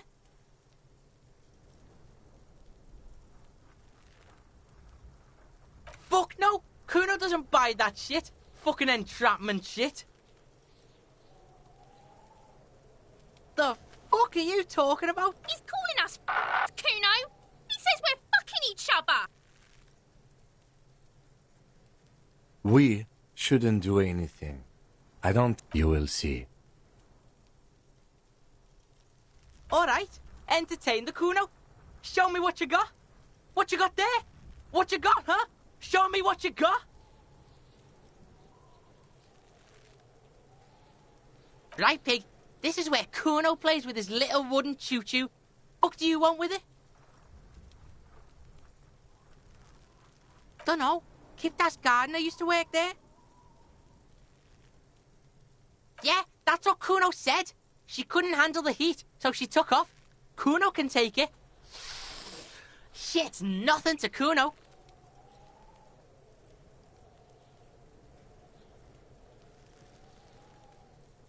Look it up in the library. Kuno's not a fucking dictionary. Fucking small brain. Kuno means the gardener, alright? Look, Kuno doesn't explain shit. Kuno just says shit. Yeah, her. What was she doing in the greenhouse in March anyway? What kind of gardening is done in... Yes, it seems suspicious. You don't like things being like that. Suspicious. Yeah, whatever. Kuno doesn't give a shit. Shitload, Pig. Don't tell the pig shit, Kuno. Pig's choking. He's totally... If I were to want to waste my time, which I do not, I would ask them who... You have no idea what the usual is. Just ask whatever comes to mind. Just a couple of pigs sniffing around in the dirt. Yeah, you tell the faggoty Kuno. Kuno's fuck gimp. Kuno uses the fuck gimp for target practice. Probably climbed. Kuno was busy down the road. You heard Kuno. Kuno wasn't even in Martinez. Kuno wasn't in Revachol. Kuno wasn't regional. I don't know. Some fucking... Mesk or I don't know, some other place. Night City. Kuno was in fucking Night City. Kuno gives this info out on a need-to-know basis, and you don't need to know. Kuno didn't smoke the gimp. If... Thanks, Kuno. That's one name you can now cross off the list. You're testing... Get lost, Kuno...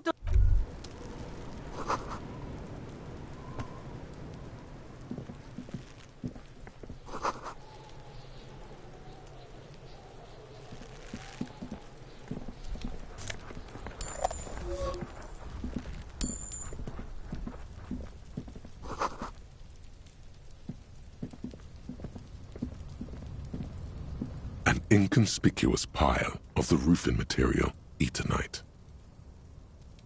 It's nothing. Someone just left some roofing material slanted against an old shack. Because there's a secret door hidden behind the panels of Eternite. That's why they're too orderly. There it is.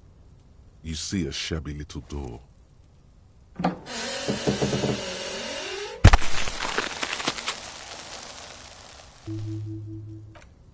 What is this then? A tool?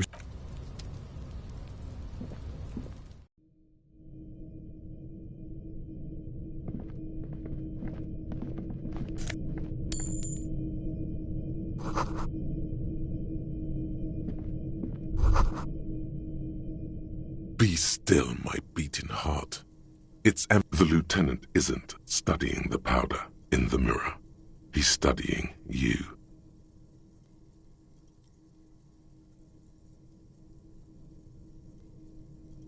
Perhaps not. This is below our pay grade, detective. See that ladder there? It's probably another way into the industrial harbor, no?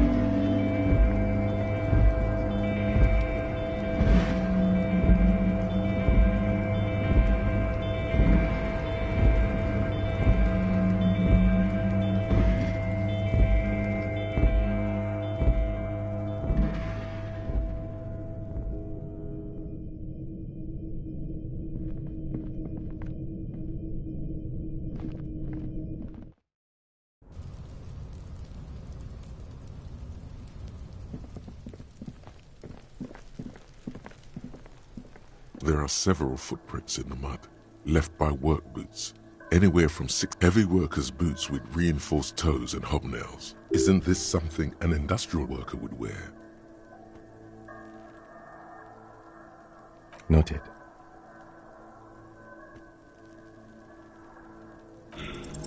What do you think you are? A super detective? You're hungover. These are just dents in the mud. No pattern emerges for the...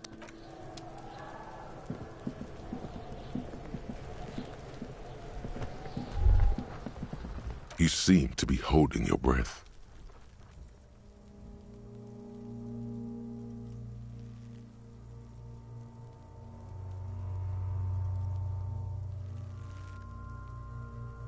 A cargo belt twists his neck at an unnatural angle. The body below appears stiff. It's letting out an ungodly rot. The smell seeps in, even through your clenched nostrils. Active decay. It's okay to throw up, officer. No one is judging. He's about to blow! Cop's gonna blow, Kuno!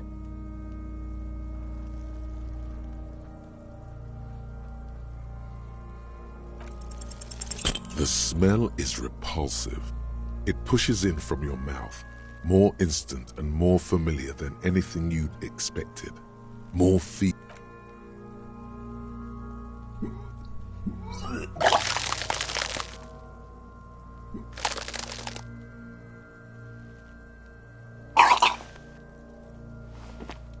You feel a great force ringing from your stomach. Your body curls and pushes until a pool of vomit lies under your feet. The smell of Commodore Red rises from the pool. Among it, distilled spirit and bits of shish kebab. Keep it.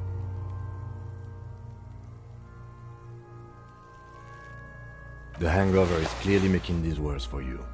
You could use some ammonia to clear your head. There is Frit nearby, east of the hostel. They usually have a small apothecary. If they don't... There's a greenhouse here, and a gardener with a wheelbarrow on the corner of the whirling in rags. Pretty clever. Acquiring ammonia will provide a modifier to the white check. Modifiers make checks easier and allow you to retry them.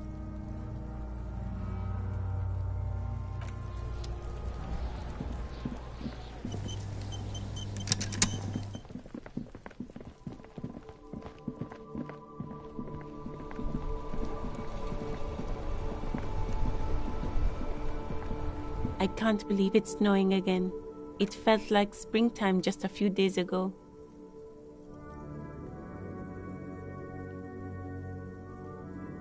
Excuse me? She's uncomfortable.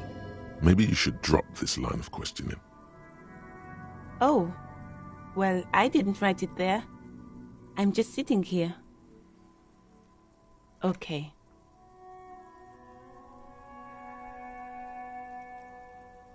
Well, this might be the last snow we get. At least I hope so. Snow has nutrients in it. Helps everything green up in the spring. At least that's what my grandma always told me. Nitrogen and sulfur mostly. And whatever factories and aerostatics exhale too, I guess. All you can see is the fact that her skin is a different color from yours. That's literally all. You're gonna have to run with that. What does that mean? We should proceed with our business in Martinez. Sure, I'm done with it. Go easy on that stuff. It gave me a terrible headache.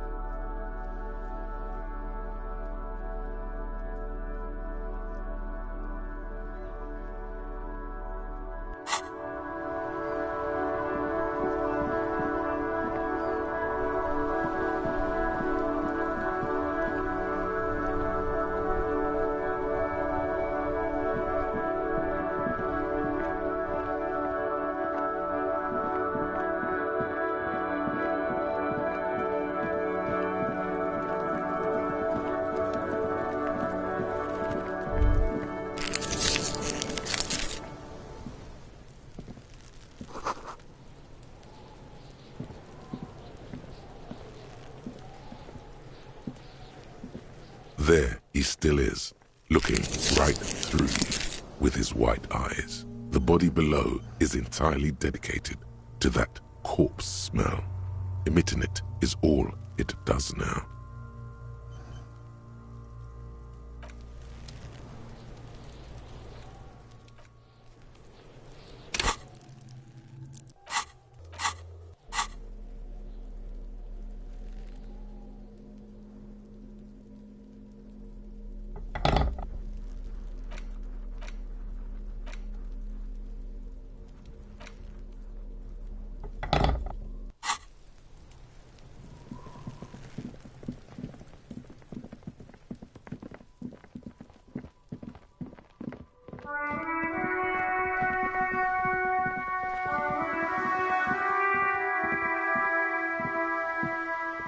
Every snowflake is like a little gift from the sky.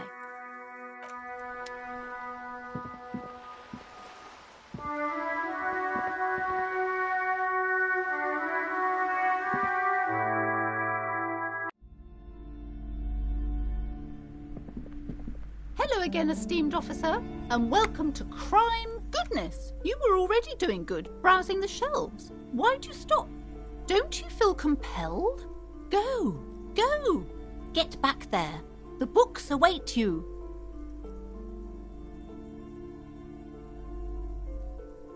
Everything is on the shelves. Take a look yourself. She's attempting to mentally direct you towards the shelves. She only wants you to buy the goods. She doesn't care about the books. Truth be told, not really. My sister brings in most of the goods. I'm sure it's all very literary stuff with well-written prose.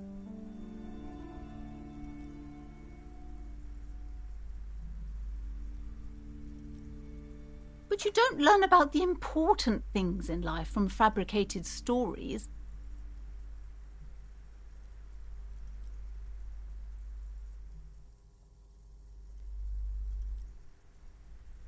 I provide a valuable service. As long as people buy books, I'm fine. The truth is available if you just know where to look, and you have to open and free your mind to understand.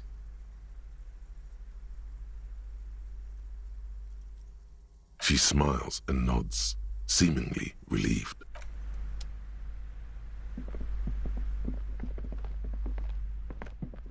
The display rack is brimming with worn paperbacks featuring an extremely muscular, sword-wielding barbarian on the cover.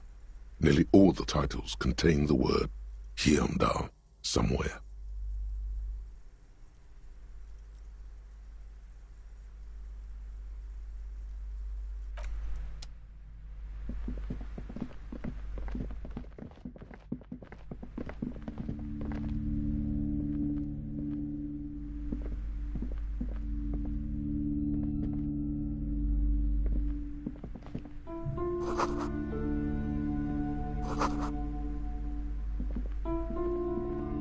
Shelves filled to the brim with crime novels featuring the supposedly Oh, crime, robberies, murders. Even say you're a police officer, apparently.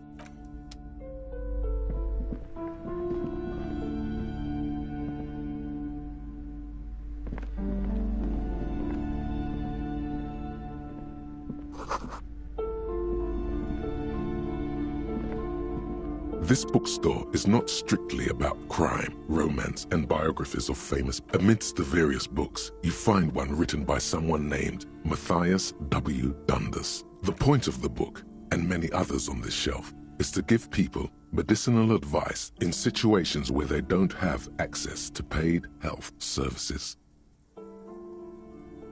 It serves platitudes, while also telling everyone that traditional medicine, the kind people don't have access to and which costs more than this book, is garbage and would only give you cancer anyway, without even curing your cold or anything. Wholeness, unity, balance, on the other hand, can basically take care of anything.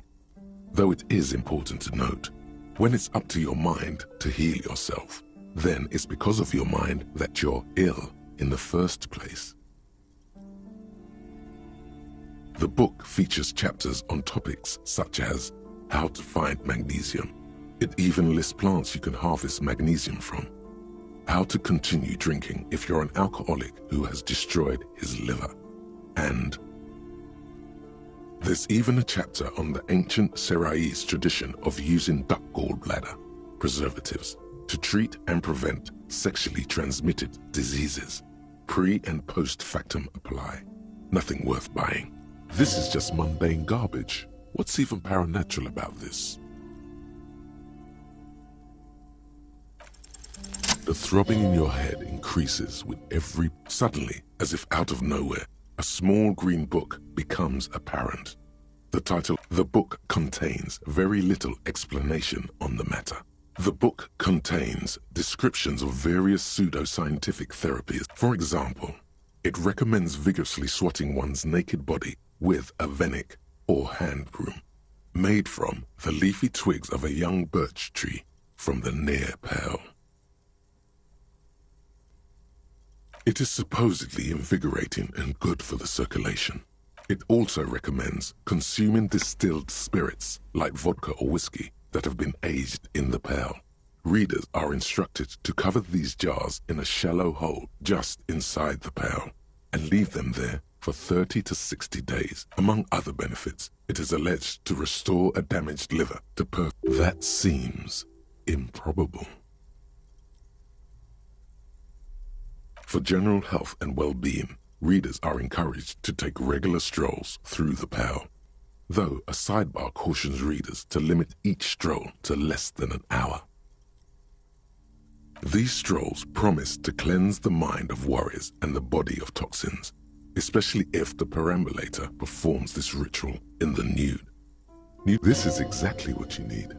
There's an entire section devoted to cures for men who are struggling to perform their marital obligations. You close the book and return it to its place on the shelf.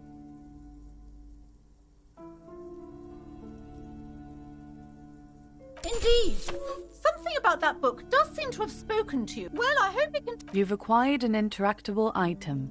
Investigate this item further by going to the Interact tab in your inventory.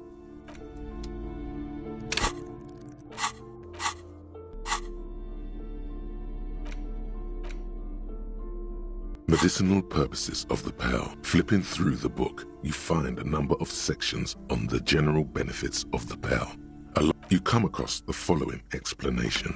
While modern pharmacopoeia are continually updated by so-called experts based on the results of clinical trials, readers will find assembled here the timeless wisdom relied upon by generations of traditional Seolite medicine practitioners, Mesk mystics, and Ilmaran folk doctors. Finally, something to calm the angry. It seems to contain descriptions of the medicinal properties of various ingredients that may be gathered from the pail, as well as instructions for producing a variety of herbal remedies.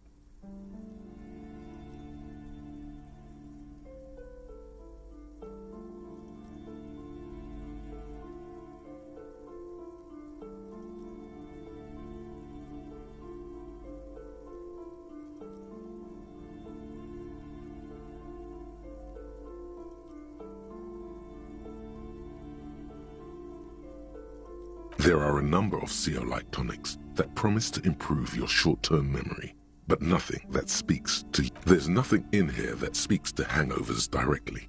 However, while browsing through the various descriptions, you become convinced that you could... First, you need to choose a base ingredient.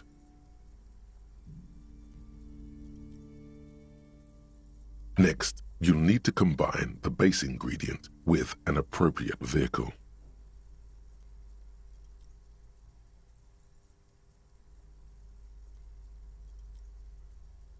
Lastly, is there anything else you'd like to add?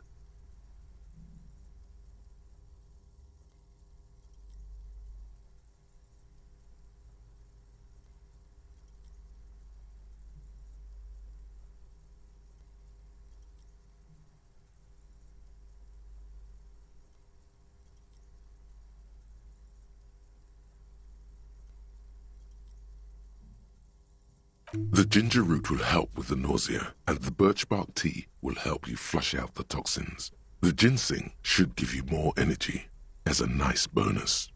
From the pearl, of course. Or perhaps from some enterprising entrepreneur, where you would find one of those, though. The book does not say.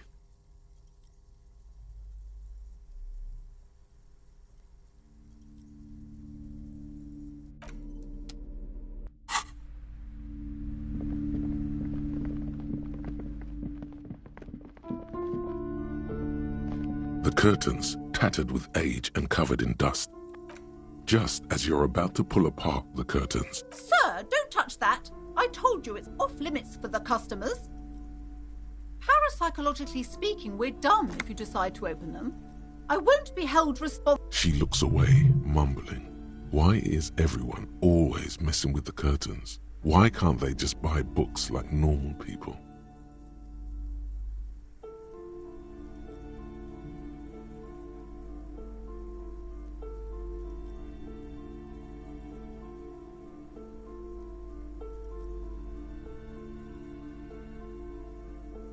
Why?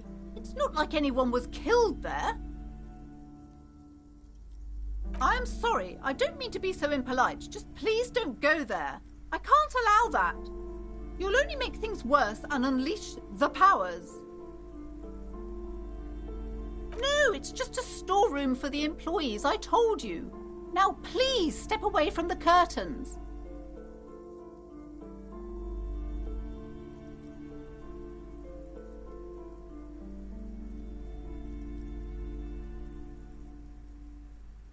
No! Please just talk to me, officer. Come here and let's talk this through before you... There is something mysterious about the curtains. The curtains, tattered with age and covered in dust, hang before you, as if taunting you.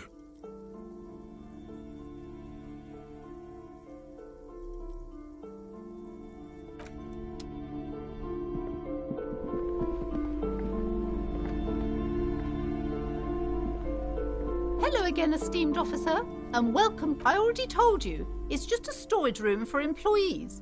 I don't... Just let it go, officer. Go buy some goddamn books. You're supposed to be drawn to the books.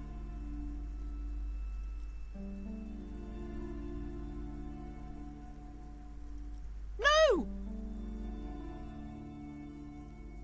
Okay, fine. It's because this place is cursed.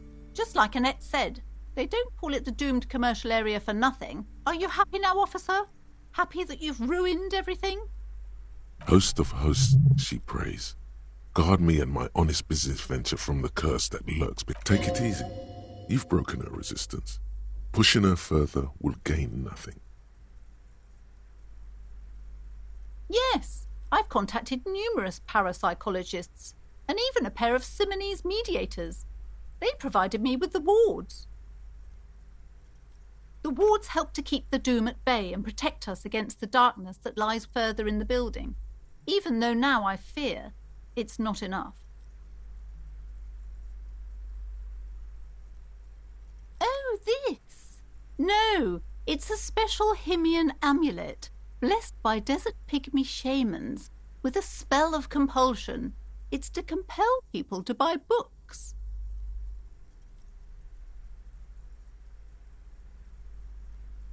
There are numerous spells cast throughout the store.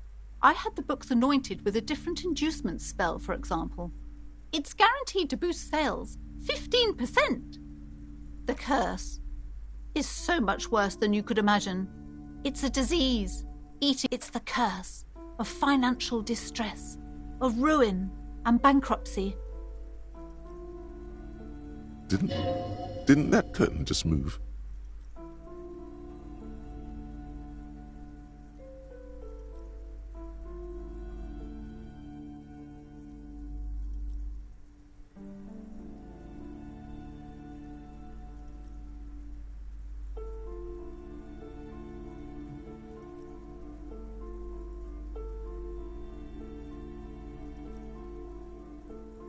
It's not just that, officer. We're dealing with something supernatural here. It's the cacodemons, feeding off bad business practices. There's something wrong with this building, I can tell you. Ever since I arrived, I've sensed an eerie, lingering presence, as if I was unwanted here.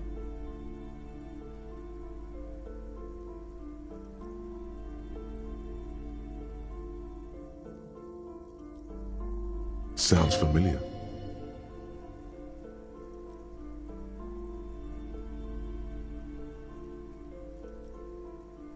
Truly so? Perhaps the dark energies are leeching off you. You shouldn't stay in the store too long. It may be dangerous.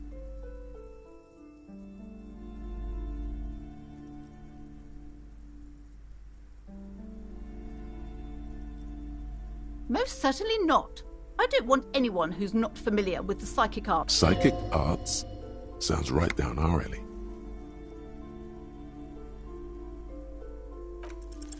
Slither up to her, you silver-tongued fiend. Show her what world-class perfidy looks like.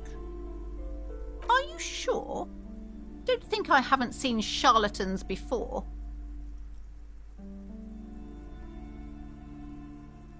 I'm not sure I can trust your claims. Honestly. The lieutenant keeps his usual stony calm. Go ahead then. Rock her world, he thinks. I'll compose some notes. How do you... Here we go. I should have realized. A pattern lies within the fabric. The hand of fate guides us. Perhaps you truly are the one to deliver this. But I am not the only one at risk. I have to think of my daughter. You are certain you can help us? Keep us safe? I can't allow any collateral damage to hit us. If you promise, good officer, then you might be our last hope. Do you swear it? Thank you, sir. There's one more thing I haven't told you about yet. Do not act surprised. You know of these things, sire. Yes, a malignant entity that lives inside the chimney. It takes the form of a woman. A witch, most likely. She, or it, must be connected to the curse somehow. Yes, that chimney is part of the building's central furnace, and it's enormous. She has barricaded her some unnatural magic, I assume. Oh, and please do return to me after you've looked round. Unbelievable darkness and ruin. What you discover? Probably just some office space. Don't be scared.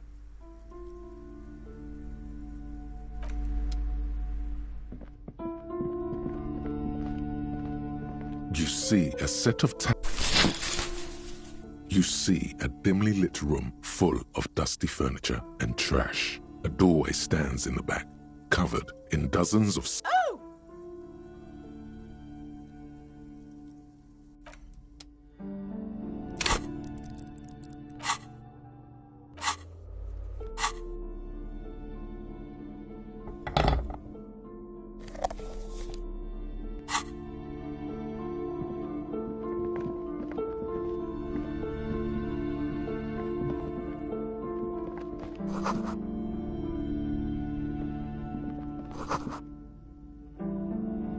A heavy door with a missing handle stands before you, covered in dozens, if not hundreds, of little oddly shaped trinkets and charms.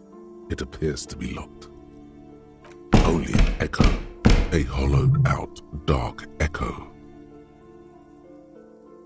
After exerting some force, you manage to turn the key. It's eerily silent. The door slides slightly open.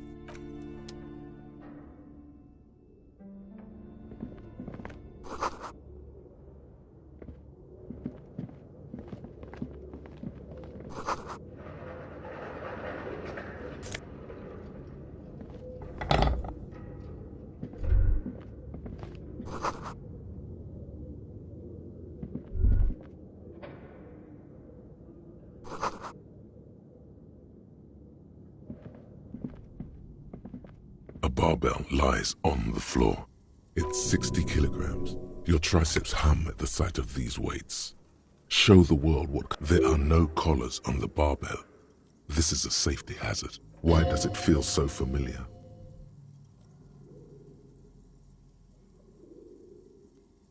No, it's not that. It's the stale smell of rubber. This is just a memory from another life. When you were young and fit.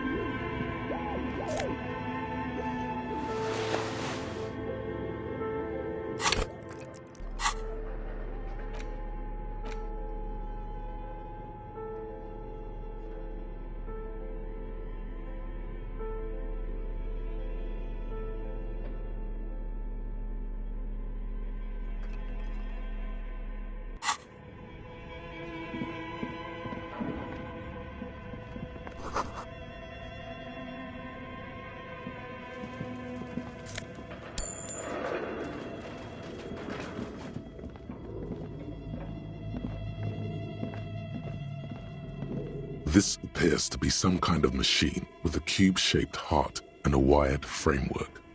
The keyboard has a rectangle. A radio computer. Just sitting here without anyone inside. We have one of these down at the station, but I never really learned how to use it.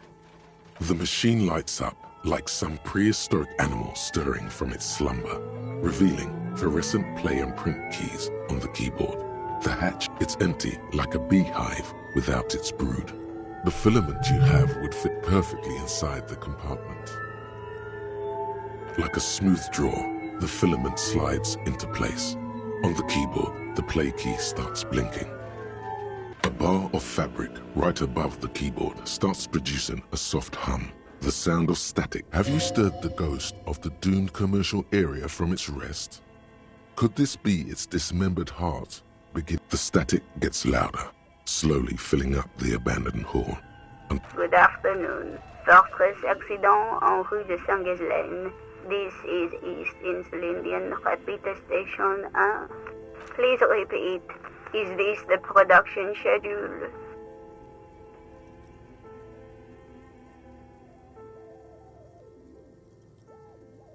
The filament you have inserted into the reader. That was a question. Have good. Please Password. Of course it would have a password. That's what... You should ask her for a hint.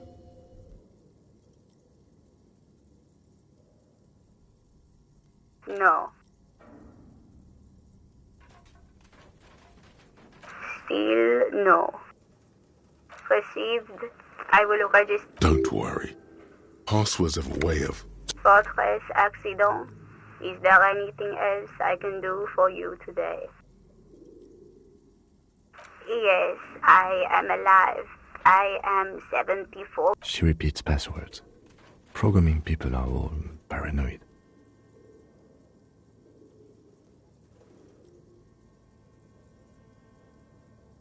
I work as a repeater at the East Insulindian Repeater Station. As for me, well, I am sitting in my cubicle, surrounded by a wall of radios. Doesn't it get lonely, sitting there all by herself?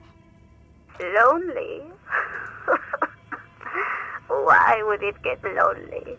That's why she does this. Now, please tell me if there's anything else I can do. Fortress Accident is the company on whose name the terminal you are currently using. One moment.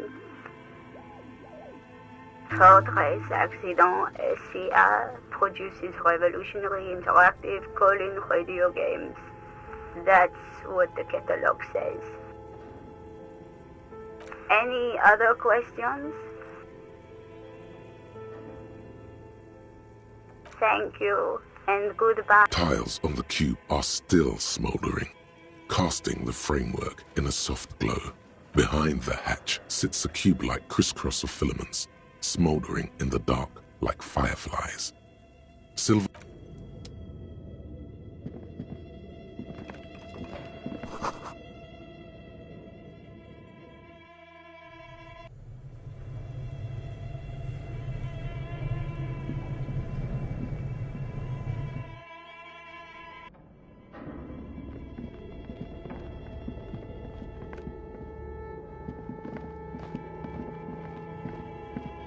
Your flashlight slides over an old green chalkboard covered in scribbles, sketches, and some of the writing has faded with age, but you can still make out sections here and there.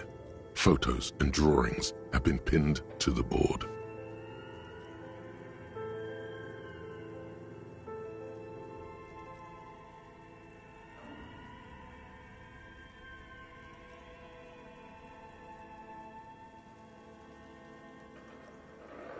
This is a monthly calendar from the year 50. Cryptic words like sprint, daily minimi, and GPI. It looks a bit like an academic calendar, only much more brutal. As time goes on, the numbers in the boxes grow rarer and rarer. The board becomes an empty... Looks like they didn't make it. A note in the bottom left corner of the chalkboard says, "See the prod schedule filament for details." The photo collage depicts barren, icy landscapes wrapped in perpetual night. Entire oceans have been frozen from shore to shore. There are pictures of settlements on dried-up riverbeds, abandoned in a storm. You see primitive oil rigs built into glaciers, boreal dvorg, yurts under the snow, albeit dark and cold. This vision also feels cozy in its own way, like eggnog. A pinned postcard reads, "The heat death scenario. A desperate fight for geothermal energy engulfs the world as Wirral becomes untethered from its sun, drifting through the universe. These lithe, pointy-eared creatures appear to be different types of welkins. You make out autumnal candle welkins casting wax-based magic. Translucent welkins with organs shining under their skin, and even ether welkins hailing from the vast. And who are all those creatures? Fantasies of one of the welkins, towering among the rest, appears to be different, however. It's Vara Hamira, a high Welkin, his face white and scarred like cracked marble. This is clearly a Welkin. The Haldor, the Twarg, the humans, and even headless men, all of them purged. Imagine a world filled only with Welkin. Green Welkin. An inordinate amount of time has gone into drawing these little Welkin creatures.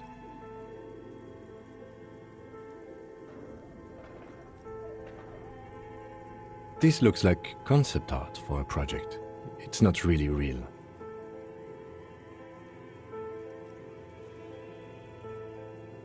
Some people really like building a world, I think, even if it's just for a game. Just look at those details. And for what? The handwriting is only partly legible, but you can still make out 3 slogans: call in, tune out, Wirral untethered, and the full text reads, heat death of the universe is the new black. Another note says, the biggest advancement in role.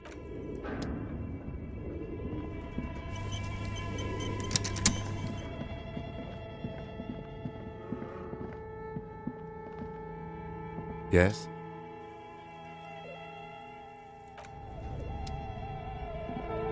An iron safety curtain curves before your eyes, folded. This must be where the entity lives. What an odd thing to do. Nothing happens.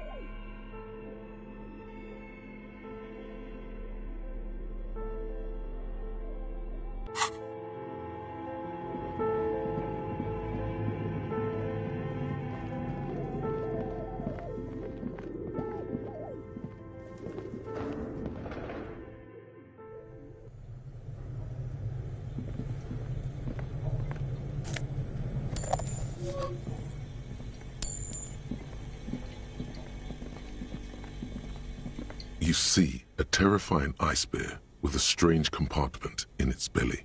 The door is covered in frost, and the bear's eyes are... The lieutenant doesn't answer.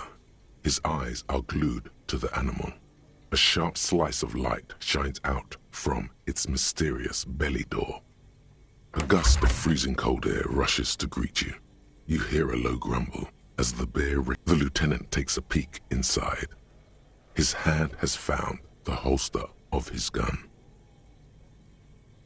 The shelves are empty. All you see are crumpled ice cream wrappers with the brand name, Revachol Ice City. A handwritten note has been attached to the door. The fridge is huge. A friendly cartoon bear smiles back at you from a glossy cellophane. The paper still smells of vanilla and chocolate. You pocket the note and the little fridge magnets keeping it on the door. Good question. It looks like an ice cream fridge. I know. What an unfortunate mark. What is even worse, the bear is still costing them money to this day. The fridge buzzes with energy. The electricity bill...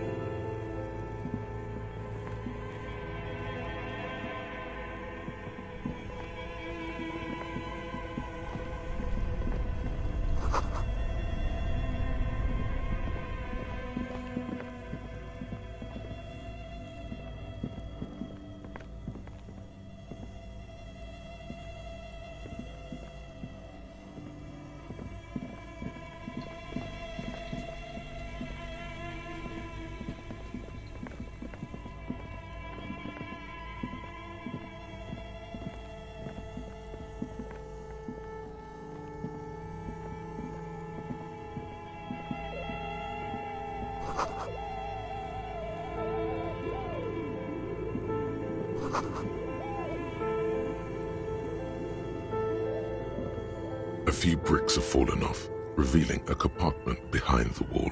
It's too dark to see in. There is, yes. And there also appears to be something inside the hole. Interesting. Do you want to take... Your hand reaches deep into darkness and spiderwebs. Rummaging around, you find rusty rifles. Most of them are rusty and inoperable, like the rest. But one catches your eye. A bolt-action model with a fine wood stock. In better... That's a rare sight. Seems to no longer be functional, but still a beautiful thing in its own way.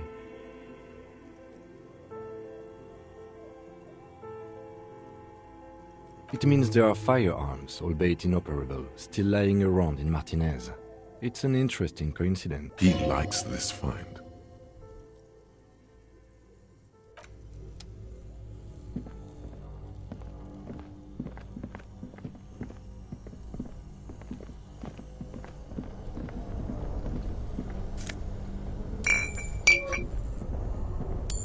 Two cables are plugged into the breaker box. The red one leads to the ice bear fridge, and the black one to the ice cream maker nearby.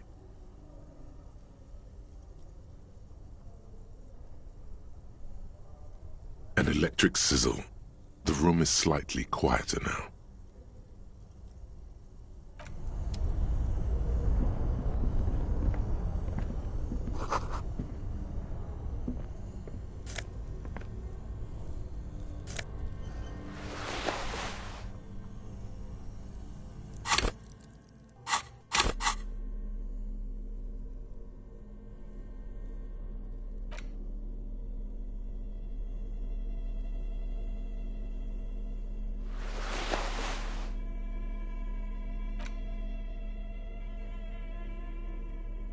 The note is written with a blue pencil on a piece of lined office. Does it say anything interesting? This is tangential at best, but the lieutenant's detective instinct is still active. Someone has scribbled, S. I can't believe the off-site copy is still here. The illiterate ginger kid keeps stealing stuff from the studio. You'll find the filament memory with the off-site copy in the frozen ice cream maker. Please take it home, ASAP. It's important. I'd do it myself if I lived in a civilized place with a freezer. Take care. Sully Swaff.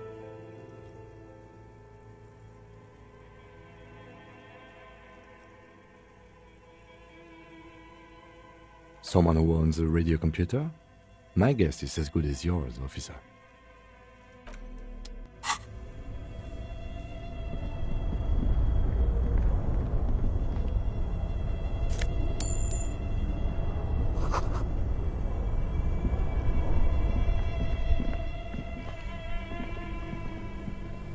This orange machine is buzzing like an old submarine. It has a hand-cranked ice cream churner on top and an electric freezer that appears to be frozen. Turning the crank feels oddly satisfying. It's all gone now. You'll never become a poet or an entrepreneur.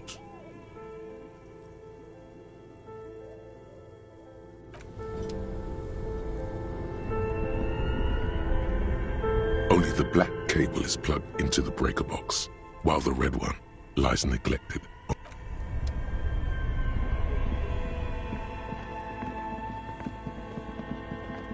The bear's eyes are dead and empty. Ice inside the fridge slowly melting. The power has been cut off.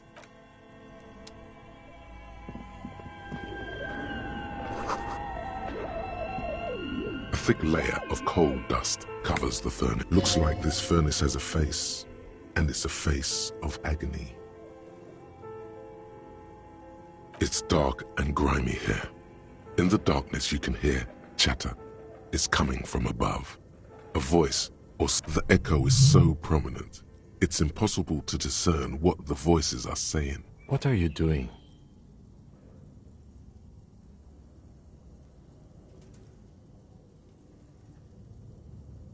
Wait, really? Maybe it's coming from behind those safety curtains we saw upstairs.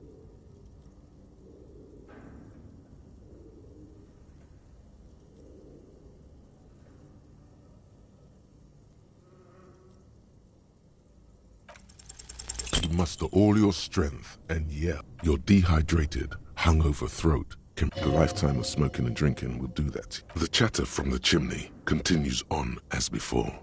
You seem to have made no impression. Then again, maybe it's worth actually trying.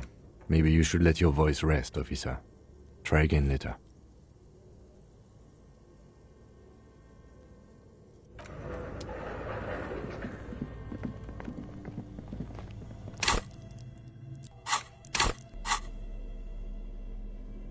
The note is written. Someone has scribbled. S. I can't believe that. You'll find the filament memory with the offsite copy in the frozen ice cream maker. Please take it home, ASAP. It's important.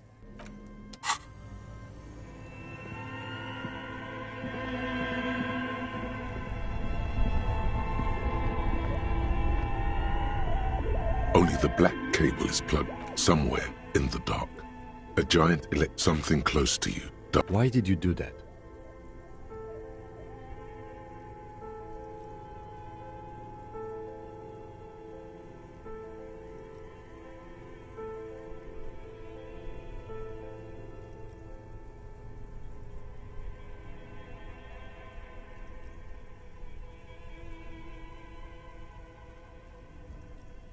The lieutenant raises his brows, but doesn't.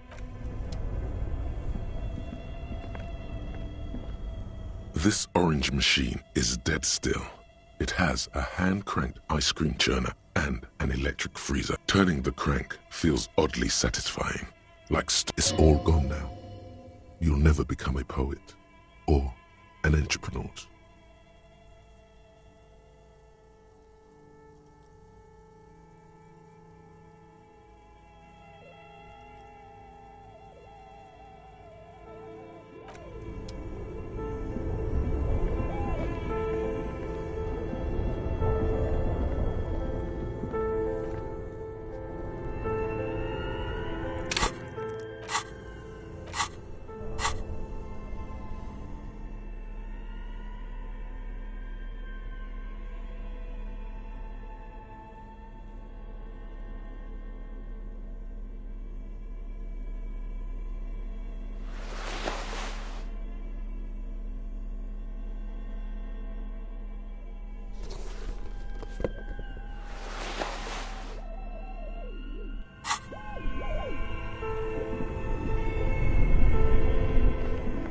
This orange machine is dead still. It has a hand-cranked ice cream churner and an electric freezer.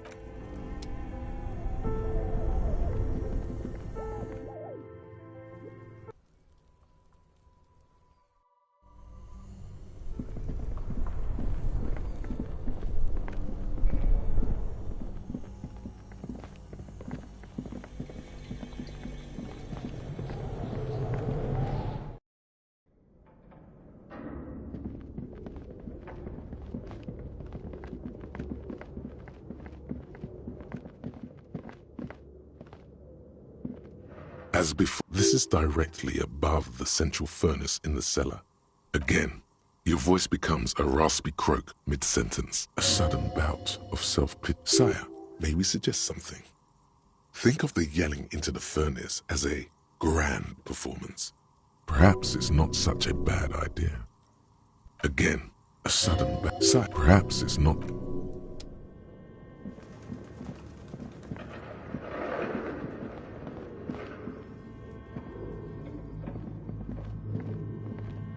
Tiles on the cube are still smoldering, casting the framework in a soft... The speaker comes... Good afternoon. Doctor, please repeat. Good. Please repeat the password. I am contractually obliged to protect the privacy of the filament holder for stress accident. I'm afraid we are not doing that, unless we want to. Now, can you please repeat the password? Proceed. Don't worry. For stress accident. Thank... Tiles on the cube are still...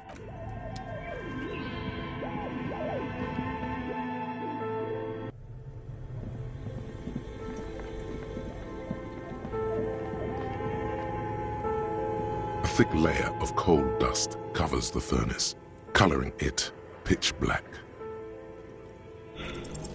Another pathetic yelp sounds... Looks like it. Looks like an old central furnace used to heat the building. No one has used it in ages. No signs of any recent fire. Only dead rats. A hollow ring echoes through the furnace. Your toe hurts.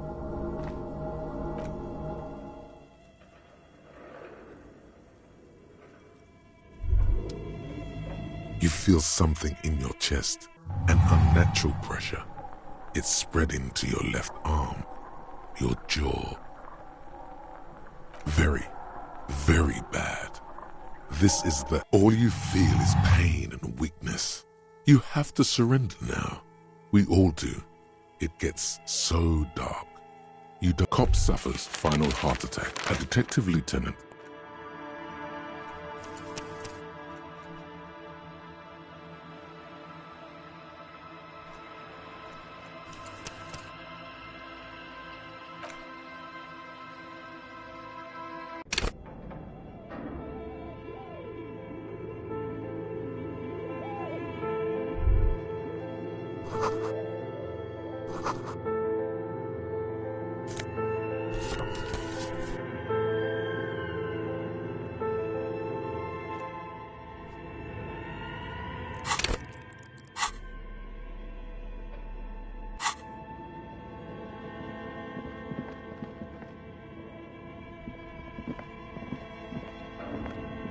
Tiles on the cube are still smoldering.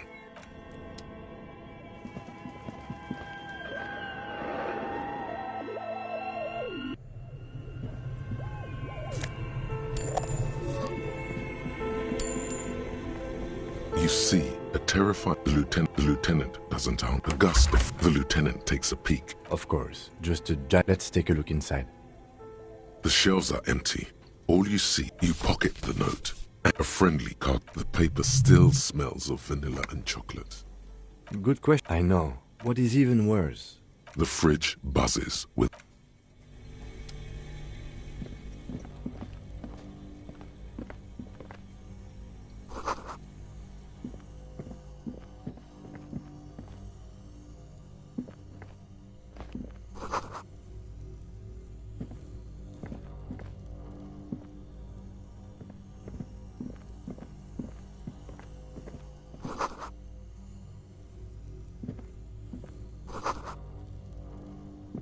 A few bricks have fallen off, revealing There is. Your hand reaches deep. Are these in... Most of them. That's a rare sight.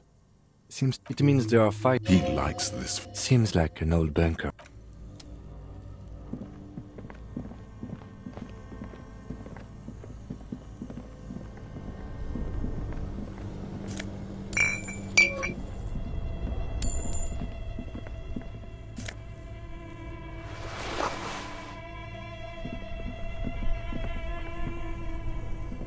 Two cables are plugged and electric something close. Why did you do that? The lieutenant raises.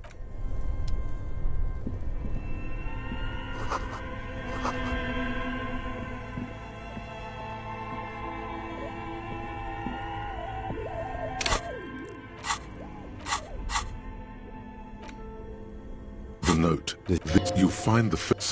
You find the filament memory with the offside. Someone has scribbled. You find the filament memory with the offside copy in the frozen ice cream maker. I don't know. Didn't you see? And you did unplug the black wire from said breaker box. Really? You don't have a single guess? Oh, I'm sure that child would love to get his hands on the filament memory. Even if he doesn't know what to do with it, he'd probably try to pawn it for speed, based on our encounter.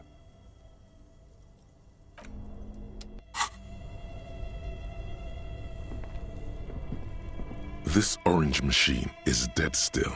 It has a hand. Turning the crank feels odd. It's all gone now. You'll never become a poet or an entrepreneur.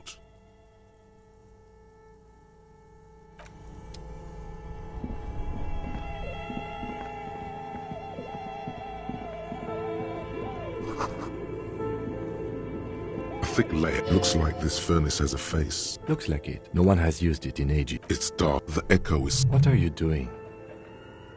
Wait, really? We should investigate. See if someone's upstairs. Something breaks loose in you. A mighty bellow echoes throughout the chimney's depths. Hello? You've awakened the entity. Hello? Did you say anything? I can't hear you. Please. You hear it. After you, officer.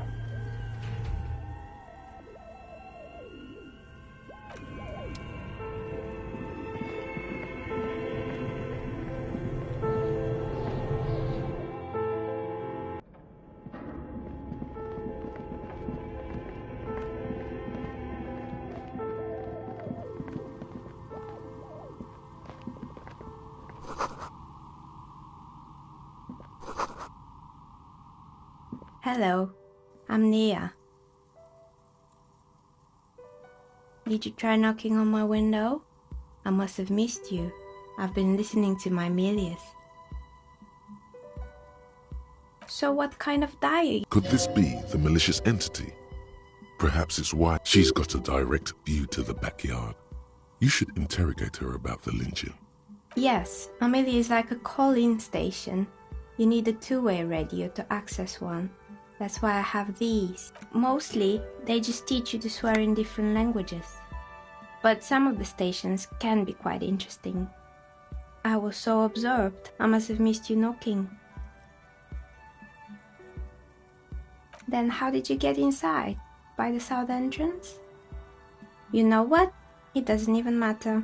What matters is that you're finally here. Let's talk dice. Did you have something specific? I'm a novelty dice maker. Tell me the name of your role-playing system and I'll make the die you need. That's why you're here, yes?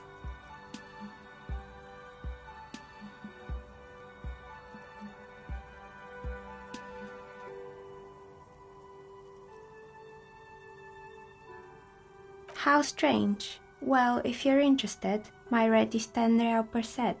Unless you want to take a look around and see if there's any particular stone you want to use. This person means you or no one else. Absolutely no harm. She will answer freely and honestly.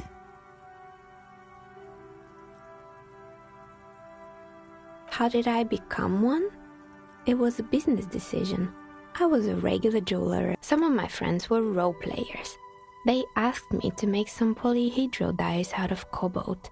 That was my first order. I grew it from... Not especially. I like working with rare materials and a steady pay. And rope... She's thankful for the security they provide her. Nothing really. Who cares about the dead body? We might be dealing with a... The lieutenant looks at his notebook. Your window looks directly onto the courtyard. You're saying you... I'm sorry, detective, but as you know, I usually have my headphones on when I'm working. It shuts out most of the daily ruckus behind my window. Well, there's always something going on in the Whirling's backyard. During daytime, there are usually those kids. And lately, I've been seeing a lot of drunk workers hanging about. But I never saw anyone during that fateful Sunday night, I'm afraid. It's an odd profession, making dice for people, but I like it, and I prefer doing this to sitting at home. I might have, but in this case, all I would have seen is my own. It's really hard to make anything out in the yard when it's dark outside. Besides, I rarely get up to look out the window when I'm in the zone. She nods. Anything else, officer? We're inside the chimney of an old central furnace. It's strange, I know. But when I arrived here, all the other rooms were taken, so I had to build myself a makeshift home. Besides, I don't really have to pay any rent. Plaisance was right. There's an entity living in... Creative.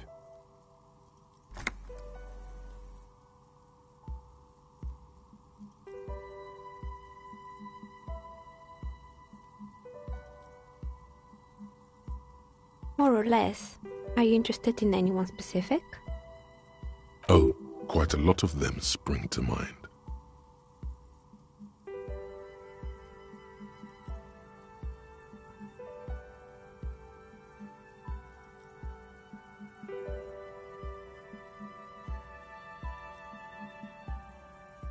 Oh, right. I hope you didn't try to ring me. I think none of those doorbells work, including mine. I'm still in the middle of connecting the wires. Sorry about the one with an empty name card. It's the last one in the list. As I said, it's quite useless right now. It doesn't work yet. Sure, I'm listening. It wasn't merely a gym, it was Artemitep's boxing club. A community project created to steer at-risk youth away from drugs and crime. A kind man from Zemsk. I heard he had some trouble with the law when he was younger, and that's why he wanted to start the gym, as his way of giving back. It didn't. If anything, it made the youth situation in Martinez even worse. At some point, someone... It's not really full of that. No one would store their drugs like that. Eventually, the coalition took away the funding and the club went bankrupt. This was a few years ago. It's gotten much more peaceful around. Yes, I think it was called Androgynous Orlando or something similar. They weren't a big hit around here. Turns out that working class men don't like genderless haircuts. They're scared of that word.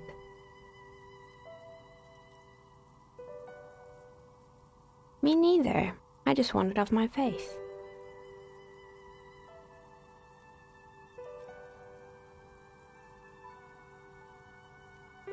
You mean Mr. Fabron, the taxidermist? Anything else?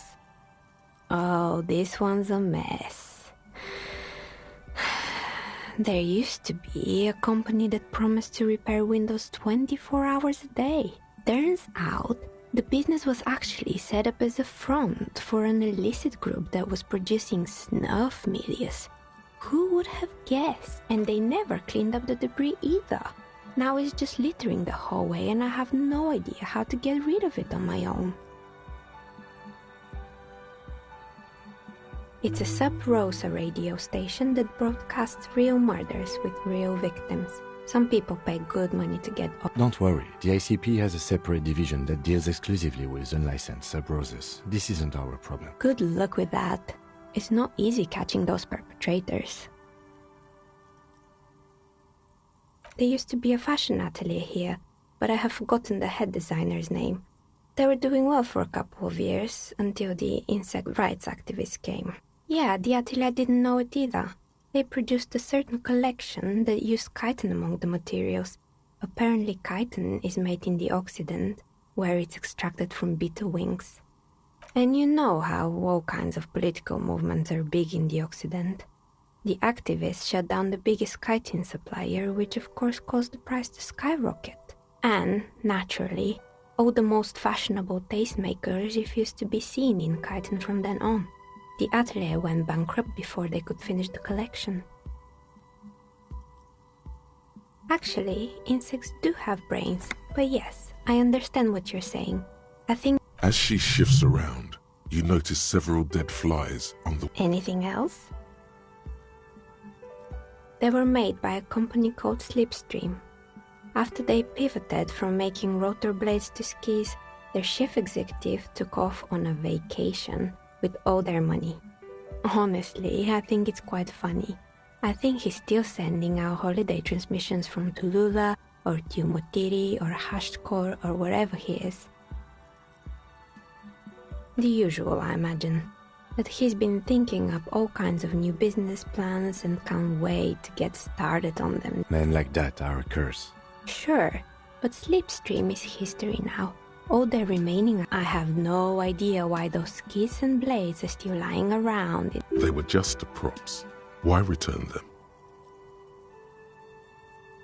Fortress Accident, the radio game studio. She liked them. They were an interesting bunch. We talked about role-playing systems every now and then. Once, they certainly took their work very seriously, even if they seemed to be chronically liberal with their schedule. The usual, they ran out of money and couldn't get the project. Well, I did hear them talking at times. They seemed to believe they were historical individuals on some grand quest. Yes, but when the money started to run out, they just began to complain a lot about capitalism. You know how the markets are rigged to keep out new business. In the end, they just didn't get it done. They didn't have enough willpower to produce something truly historic and to show up to work on time.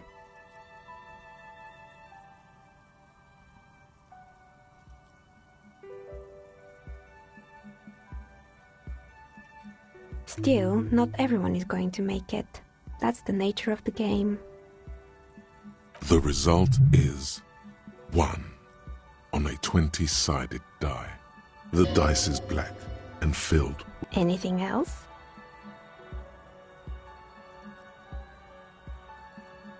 Oh boy, the fabled Revachol ICT. You're in for a treat here.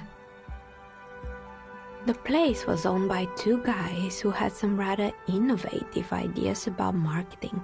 The bear there was really just one, and it involved picking out the prettiest girls in the neighborhood and paying them. And by man the booth, I mean slump behind the counter with a face that could maim you if you ever dared to disturb their bored magazine brow. Sounds like she really didn't like those girls.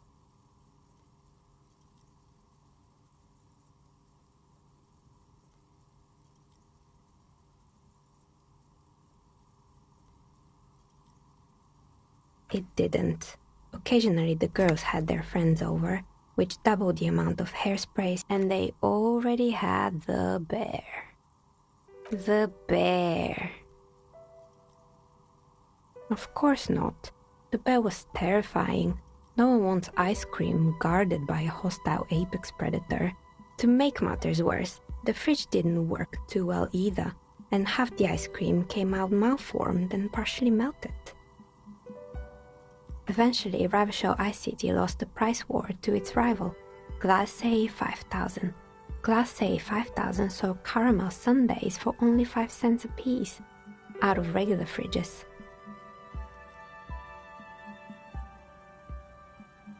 The taxidermist who made it said it was his vision beast. He said he met his vision beast while high on desiccants. He called Megatherion a mega wild beast. It's an imaginary beast that guides you through life by telling you to do more drugs. The horrific necktie tightens around your neck, strangely excited. But it doesn't feel particularly fun this time around. Very good. You shouldn't do them. You're a police officer. Anyway, now you know the story of the fallen ice cream empire. Little sparkling embers under... Anything else? Another failed business, perhaps? I'm pretty sure it still doesn't work, but sure. What do you want to know?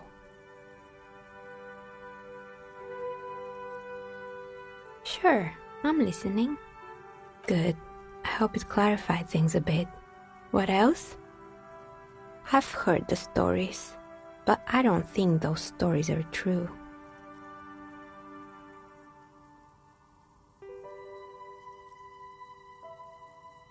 Plaisance, the bookshop lady? I've heard that her business is doing rather well. Have the energies spared her somehow?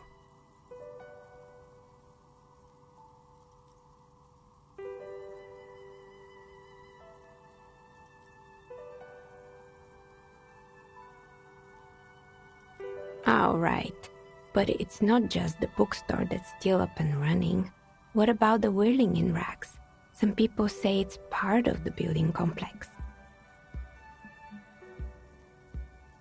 You could say so.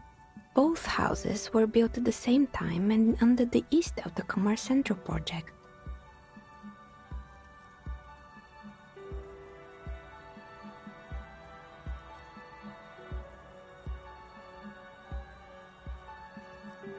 And then there is me.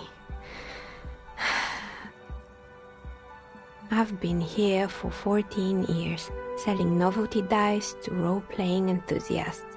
Not exactly a million-real business idea, yet somehow I've survived despite the talk of malicious energies. Strange, isn't it?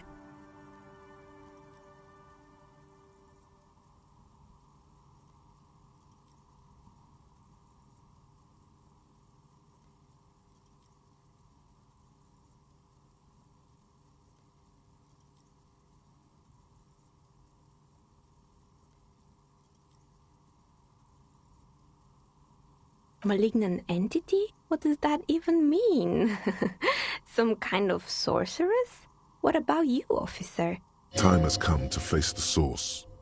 Fear not, for the forces of the universe are supporting you in this psychic quest.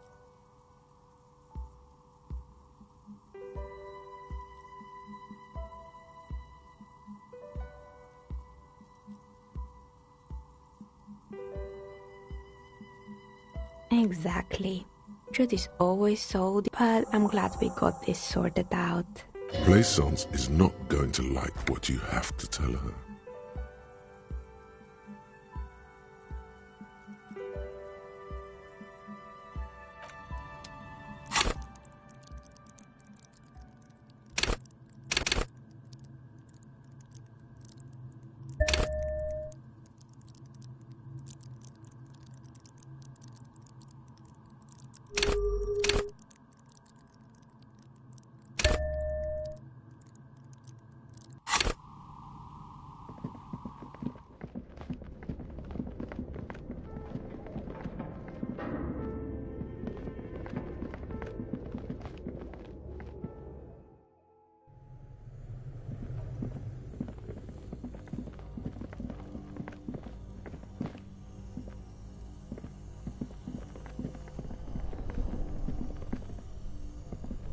This orange turning the crank is all gone now. You'll never become a poet or an entrepreneur. You see the pry bar. Yeah, well, that's a good pry bar. I'm not criticizing it, but this ice cream maker is frozen shut. I have no idea, officer. This ice cream maker isn't important enough to... Sooner or later, you will stumble upon a tool mighty enough. Then we will know what's in this mysterious ice cream maker.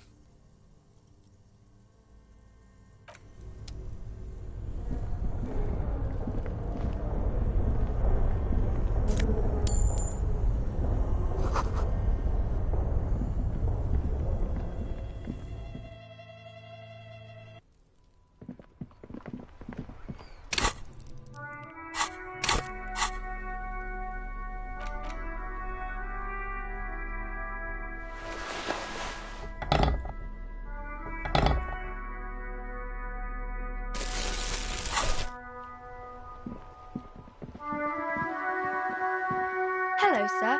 How is the investigation going? Found any curses yet? Oh, that's great! I hope exciting adventures lie ahead. And maybe you can help Mother become less afraid.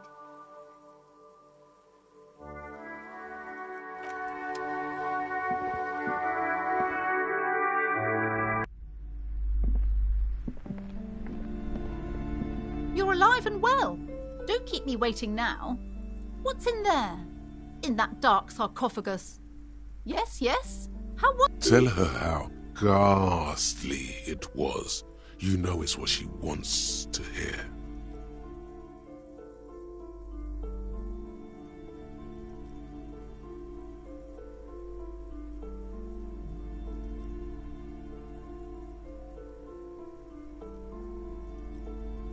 But what else did you find? Did anything survive? No, of course not. Have you located the entity? A novelty dice maker? Well, spit it out. Why does she need the dice? For some kind of sorcery? Sometimes they use the ankle bones of sheep.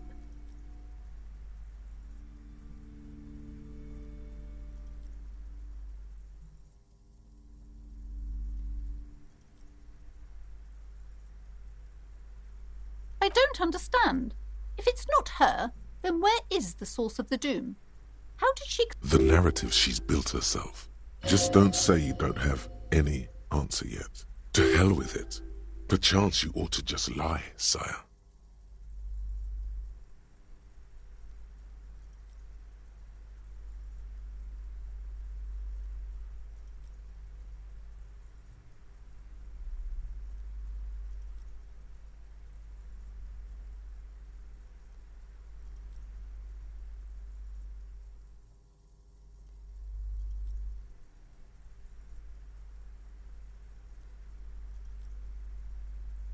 You're telling me that you went in there and didn't find out anything about... Of course.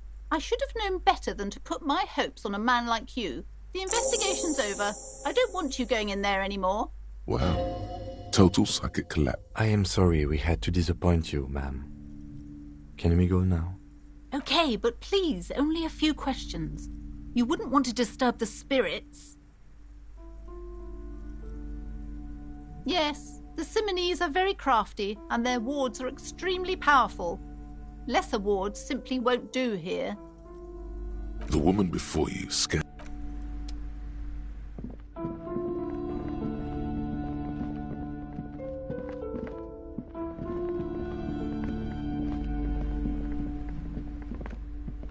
The display rack is brimming with worn paperbacks featuring an extremely muscular, sword-wielding. A twinge at the back of your head makes you flinch. Your eye starts twitching. Your hand reaches toward a book with glossy cover art of the very muscular man from... She's laughing at him. Between the throne and the Hyamdala man lies a bonfire, casting shadows on the wall. The shadow of the woman's headdress looks like a pair of devil horns. The title reads, Man from Hyamdala and the Devil Woman. The display rack before you is burdened under piles of Man from Hyamdala novels. It is a bestseller for a reason.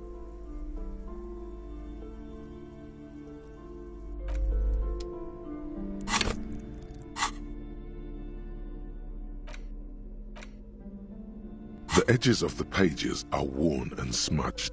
A lot of people have read about the Devil Woman's altercations. The jacket copy proclaims, Man from Hyamdala returns in his most exciting adventure yet. After crashing into a strange jungle, cannibalistic natives abduct his only surviving comrade, Noble Tiribold. Before Man from Hyamdala can mount a rescue, he is ambushed by a tribe of female warriors and taken to the ancient citadel of Cloud City, where a mysterious and wicked queen rules supreme. Will Man from Hyamdala be able to escape his dire situation and find his missing friend? You open the book to a random page. Man from Hyamdala, wielding his two Zweihanders, is carving through a sea of savages. His arms, whirling like windmills, are soaked with the blood of his... You flip to the copyright page. This book was written in 1938.